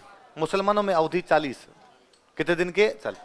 अब हुसैन की डेथ हुई थी मुहर्रम की 10 तारीख को, तो मुहर्रम के 20 दिन बच गए और 20 दिन आएंगे सफर के, तो सफर की 20 तारीख को मनाते हैं चहल्लम। क्या मनाते हैं? तो 20 तारीख लिख के आगे लिख लो चहल्लम।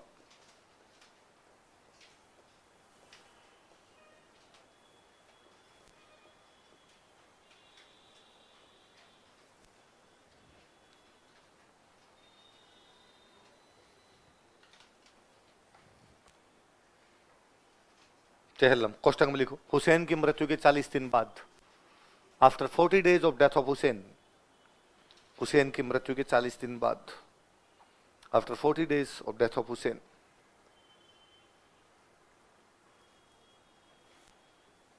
हुसैन की मृत्यु के 40 दिन बाद। अब अगला महीना जाओ, रबीउल अव्वल।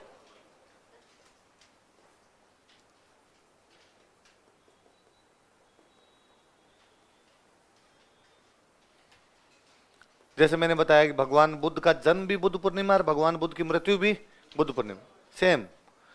पैगंबर मोहम्मद साहब का जन्म रबीउल अव्वल की 12 तारीख, पैगंबर मोहम्मद साहब की मृत्यु रबीउल अव्वल की 12 तारीख। सुनना देखो एक बार, बाद में लिखेंगे अपने, लिखना मत एक बार।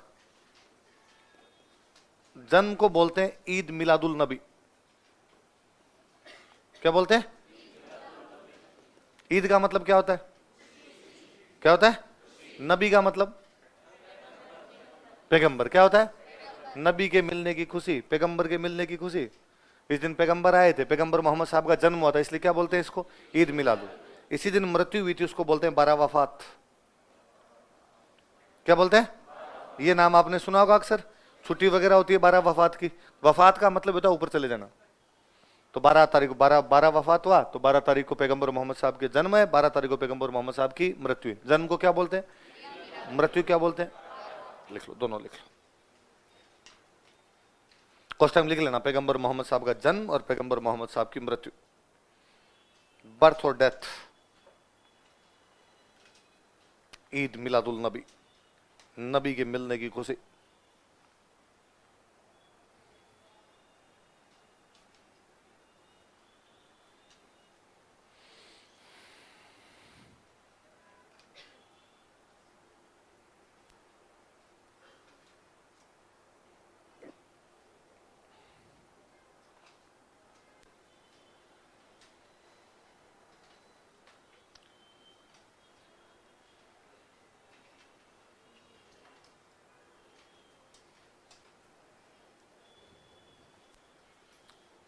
लिख लिया? अगला महीना बताओ कौन सा? लिखो रबीउस सानी। लिखो रबीउस सानी, खुद ही लिखो देख के, रबीउस सानी।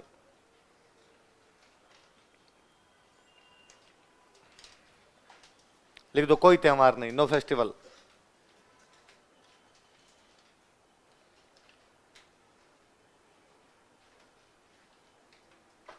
कोई त्योहार नहीं, नो फेस्टिवल।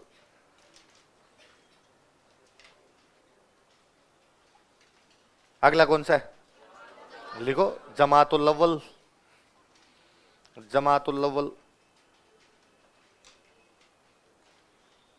एक बार और थैंक यू बोलो। कोई त्योहार नहीं, नो फेस्टिवल।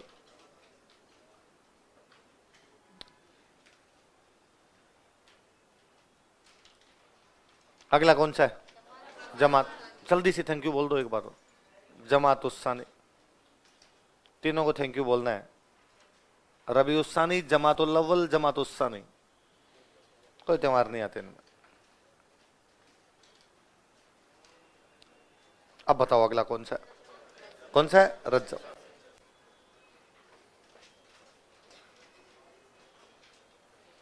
रज्जब की 1 से 6 तारीख तक। कब से कब तक? ये अपने अजमेर में उर्स लगता है, ख्वाजा मोइनुद्दीन चिश्ती का। हिंदुओं में जिसको आप मेला बोलते हो, मुसलमान उसी को क्या बोलते हैं? उर्स।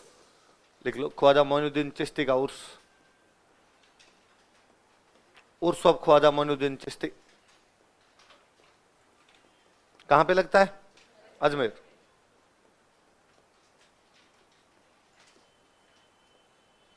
उर्स ऑफ ख्वाजा मोइनुद्दीन चिश्ती।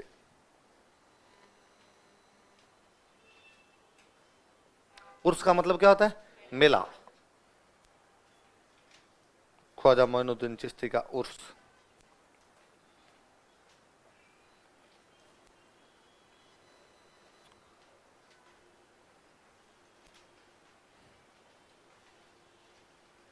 ख्वाजा मोइनुद्दीन चिश्ती का उर्स।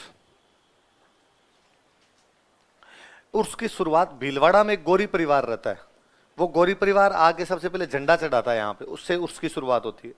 लिखो, भीलवाड़ा का गोरी परिवार झंडा चढ़ाकर उर्स की शुरुआत करता है। गोरी family of Bhilwara starts Urs by offering A flag. Bhilwara का गोरी परिवार झंडा चढ़ाकर उर्स की शुरुआत करता है। गोरी family of Bhilwara starts Urs by offering A flag.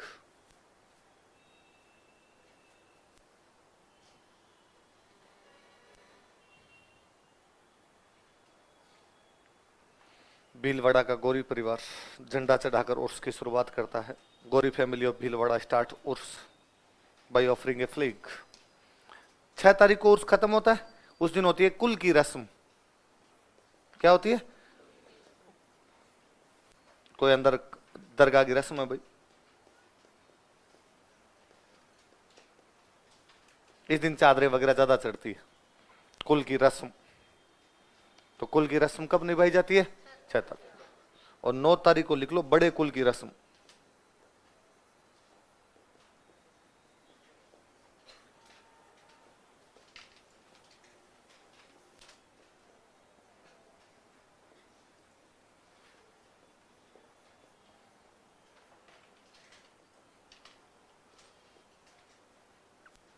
नौ तारीख को क्या होती है? 6 तारीख को तो कुल की रस्म, 9 तारीख को बड़े। तो उर्स शुरू कब होता है? 1 को। खत्म कब होता है? 6। 6 को क्या मनाई जाती है? 9 को क्या होती है? शुरुआत किसके द्वारा की जाती है? क्या चढ़ा के? कहां पे लगता है? किसका होता है? इसे मिली को 27 तारीख रज्जब में। लिखो सब मेराज।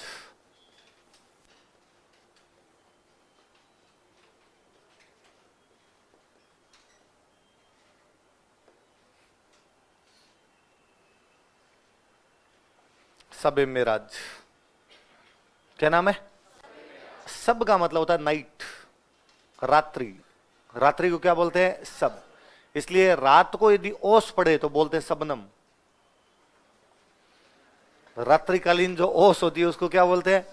इसलिए कभी इरफान पठान क्रिकेट कमेंट्री करे और डे नाइट मैच सुनना तो उसमें वो कहेगा आज बाद में फील्डिंग करने वाली टीम को थोड़ा नुकसान उठाना पड़ेगा क्योंकि शाम को 7 बजे के बाद सबनम गिरना प्रारंभ हो जाएगी, इसलिए पिच में ड्यू फैक्टर आ जाएगा, बॉल फिसलने लग जाएगी, गेंद वहां पे नहीं पड़ेगी जहां पे वो डालना चाहते हैं। तो रात वाली ओस क्या कहलाती है? सब नम हो जाती है। सब मतलब रात्रि। रात्रि को नमी आ गई इसलिए क्या बोलते हैं? तो सब का मतलब क्या हुआ? मिराज का मतलब होता है ऊपर की तरफ उड़ना। मिराज का मतलब क्या होता है? ऊपर की तरफ उड़ान। उड़ान की रात्रि, नाइट ऑफ फ्लाई, इसलिए आपका विमान है उसका नाम क्या है? मिराज। मिराज है, भारत का एक है मिराज है अपने पास में, तो मिराज इसीलिए उड़ रहा है वो ऊपर की तरफ। तो वह रात्रि जब उड़ान भरी गई थी, इसलिए नाम क्या है? किसने उड़ान भरी? पैगंबर मोहम्मद साहब ने। कहां के लिए? स्वर्ग के लिए। किससे मिलके? अल्लाह से। तो पैगंबर मोहम्मद साहब की अल्लाह से मुलाकात किस रात्रि को हुई? कब आती है? कौन से महीने में? देखो, इस रात्रि को पैगंबर मोहम्मद साहब की अल्लाह से मुलाकात हुई थी। प्रॉफिट मोहम्मद साहब met Allah on this night. इस रात्रि को पैगंबर मोहम्मद साहब की अल्लाह से मुलाकात हुई थी। प्रॉफिट मोहम्मद साहब मेट अल्लाह।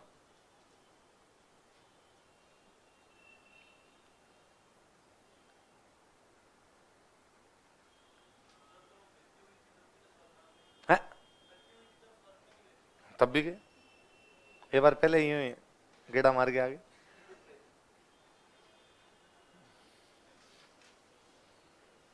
इस रात्रि को पैगंबर मोहम्मद साहब किससे मुलाकात हुई थी? अल्लाह से। अगला महीना लिखो, अगला महीना कौन सा है? साबान।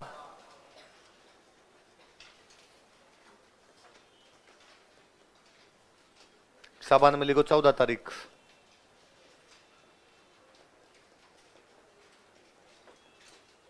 सबे बरात।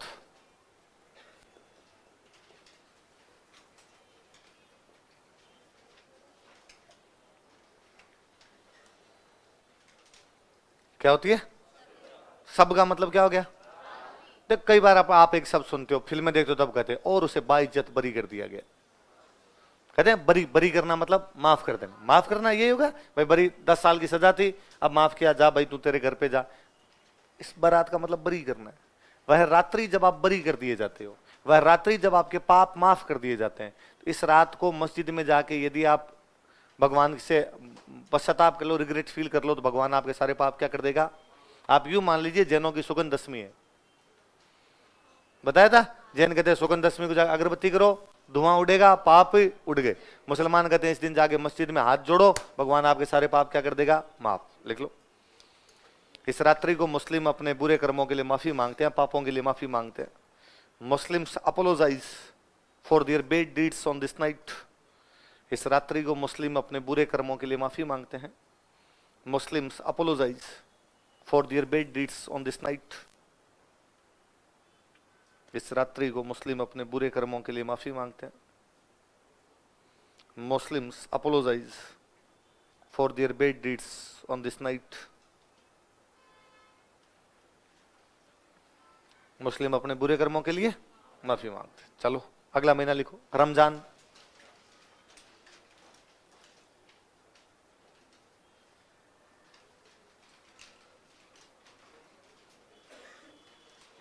लिख लो, सबसे पवित्र महीना, मोस्ट होली मंथ। सबसे पवित्र महीना, मोस्ट होली मंथ। रोजे रखते हैं? लिख लो, इस महीने में मुस्लिम रोजे रखते हैं। मुस्लिम्स ऑब्जर्वर रोजा इन दिस मंथ। इस महीने में मुस्लिम रोजे रखते हैं। मुस्लिम्स ऑब्जर्वर रोजा इन दिस मंथ। जैनों ने कहा 10 10 10 3 बार व्रत रखेंगे, मुसलमानों ने कहा साथ में रखो रे 1 महीने, क्यों बार बार पंगे लेने अपने, तो 30 दिन के व्रत एक साथ हो गए। व्रत ही तो है। उन्होंने 10 लक्षण पर वह कह दिया, इन्होंने क्या कह दिया उसको? रोजा। देखो 27 तारीख।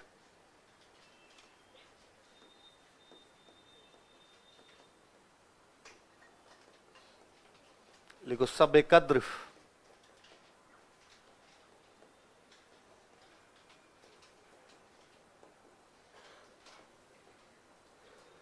सब कद्र।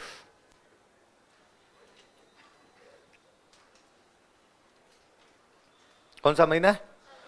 अच्छा, सारे धर्म ये मानते हैं कि उनकी जो पवित्र किताबें वो भगवान ने डायरेक्ट भेजी है।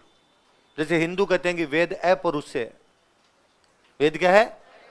किसी ने लिखे नहीं भाई साहब, वो तो ऊपर से देवताओं ने आकाशवाणी की, हमारे ऋषियों ने याद किया, याद करके उन्होंने आगे सुनाया, आगे सुनाया, आगे सुनाया, सुना सुना के आगे याद किए गए, इसलिए है श्रुति। वेद क्या है? पुरुष ने नहीं लिखे, अपुरुष से सुना सुना के याद रखे, इसलिए क्या है? श्रुति। मुसलमान भी कहते हैं कि हमारी कुरान किसी ने लिखी नहीं, वो तो अल्लाह ने एक फरिश्ते को बताई, फरिश्ते रहते हैं ऊपर, एक फरिश्ता जिसका नाम है जिब्राइल। क्या नाम है? जिब्राइल नाम के फरिश्ते ने सुनाई, पैगंबर मोहम्मद साहब ने सुनी और लोगों को बताई। वो जिस दिन सुनाई गई थी वो रात्रि कौन सी है? तो कुरान धरती पर किस रात्रि को भेजी गई? कौन सी तारीख है? कौन से महीने की? रमजान पवित्र महीना, तो पवित्र महीने में किताब भी पवित्र ही आएगी। लिखो, इस रात्रि को कुरान धरती पर भेजी गई थी।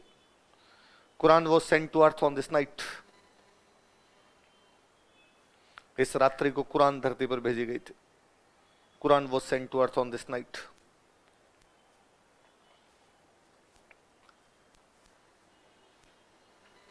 क्या धरती पर भेजी गई थी? अगला महीना आ जाओ, सव्वाल।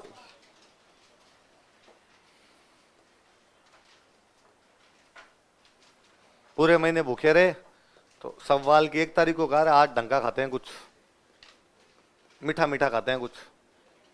ईद उल फितर, मीठी ईद, वो जेने वाली सेम बात।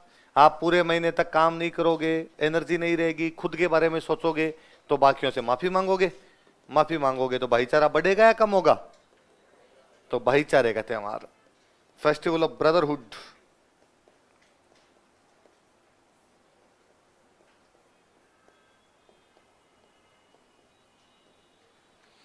भाईचारे का त्योहार, फेस्टिवल ऑफ ब्रदरहुड। तो सव्वाल की 1 तारीख को क्या आता है? ईद उल फितर। ईद उल फितर कैसी ईद होती है? मीठी ईद। किसका त्योहार है? भाई, फेस्टिवल ऑफ ब्रदरहुड। अगला महीना लिख लो, जिलकाद।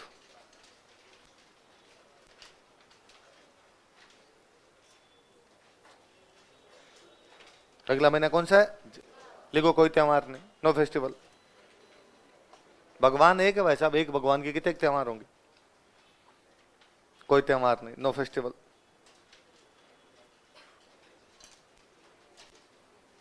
अगला लिख लो, जिलहिज। कौन सा महीना है?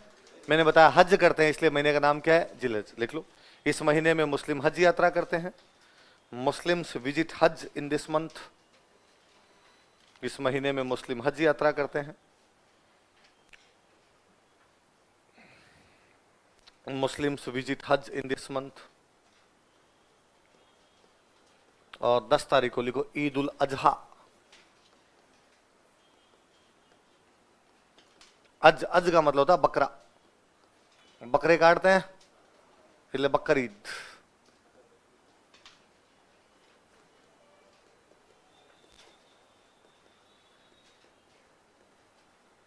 कुर्बानी दी जाती है ना, इसलिए पड़ गया कुर्बानी का त्योहार, फेस्टिवल ऑफ सैक्रिफाइस।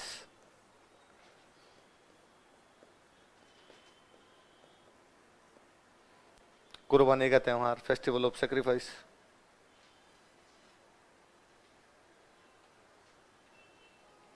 कुर्बानी का त्योहार, फेस्टिवल ऑफ। कहते किसी समय एक बंदे रहते जिनका नाम था इब्राहिम। क्या नाम था?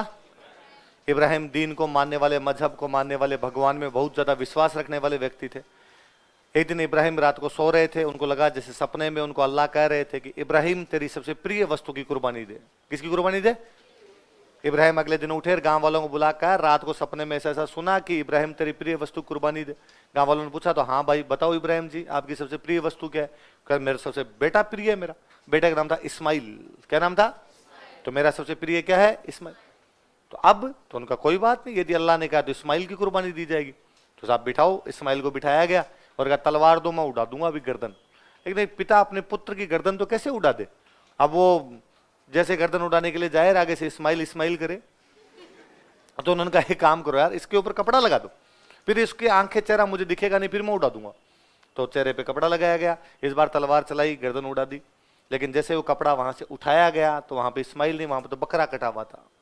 क्या कटा हुआ था? और ऊपर से अल्लाह की आकाशवाणी भी कि हे इब्राहिम, मैं तो तुम्हें जांच रहा था, तुम्हें परीक्षा ले रहा था, क्या वास्तव में तुम प्रिय वस्तु की कुर्बानी दे सकते हो या नहीं दे सकते? वरना मैं तुम्हारे बेटे को मारना नहीं चाहता था, पर चूंकि तलवार चली तो कुछ ना कुछ तो कटना चाहिए, तो उसकी जगह तुम्हारे बेटे को तो बचा लिया और क्या काट दिया? यहाँ पे बकरा काट दिया। इसलिए उस दिन से सिंबॉलिक रूप में इस दिन क्या काटे जाते हैं?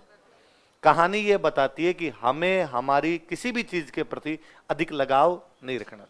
वो जो हिंदू फिलोसॉफी कहती है कि मोह माया के अंदर पड़ना नहीं, वो सेम है। आप परिवार के साथ भी अधिक मोह माया में, इस प्रकार की मोह माया में भी पड़ना नहीं चाहिए। इसलिए मोह माया की कुर्बानी दे दो। मोह माया क्या दे दो? कुर्बानी दे दो। इसलिए त्योहार ये कहता है कि इस दिन बुरी आदतों की कुर्बानी दी जानी चाहिए। इस दिन यदि आप सिगरेट ज्यादा पीते हो तो आपको मैं सिगरेट छोड़ दूंगा। आप झूठ ज्यादा बोलते हो आपको तो मैं झूठ नहीं बोलूंगा। आप चोरियां करते हो आपको मैं चोरी नहीं करूंगा। आप घर वालों से लड़ते हो, कहो कि मैं घर वालों से नहीं लड़ू। पर हम वास्तव में जो तत्व होता है उसको तो भूल जाते हैं। हम केवल इतना याद रखते हैं कि झटके करने हैं। तो फिर बकरा लेके आते हैं मार्केट से और बकरे को काट लेते हैं उस दिन। फिर अखबार में आता है इस दिन शाहरुख बिका 5 लाख का। बकरे का नाम होता है शाहरुख। आमिर को नहीं मिला कोई खरीदार। आमिर नाम के बकरे किसी ने खरीदा नहीं। कल पढ़ेंगे बाकी।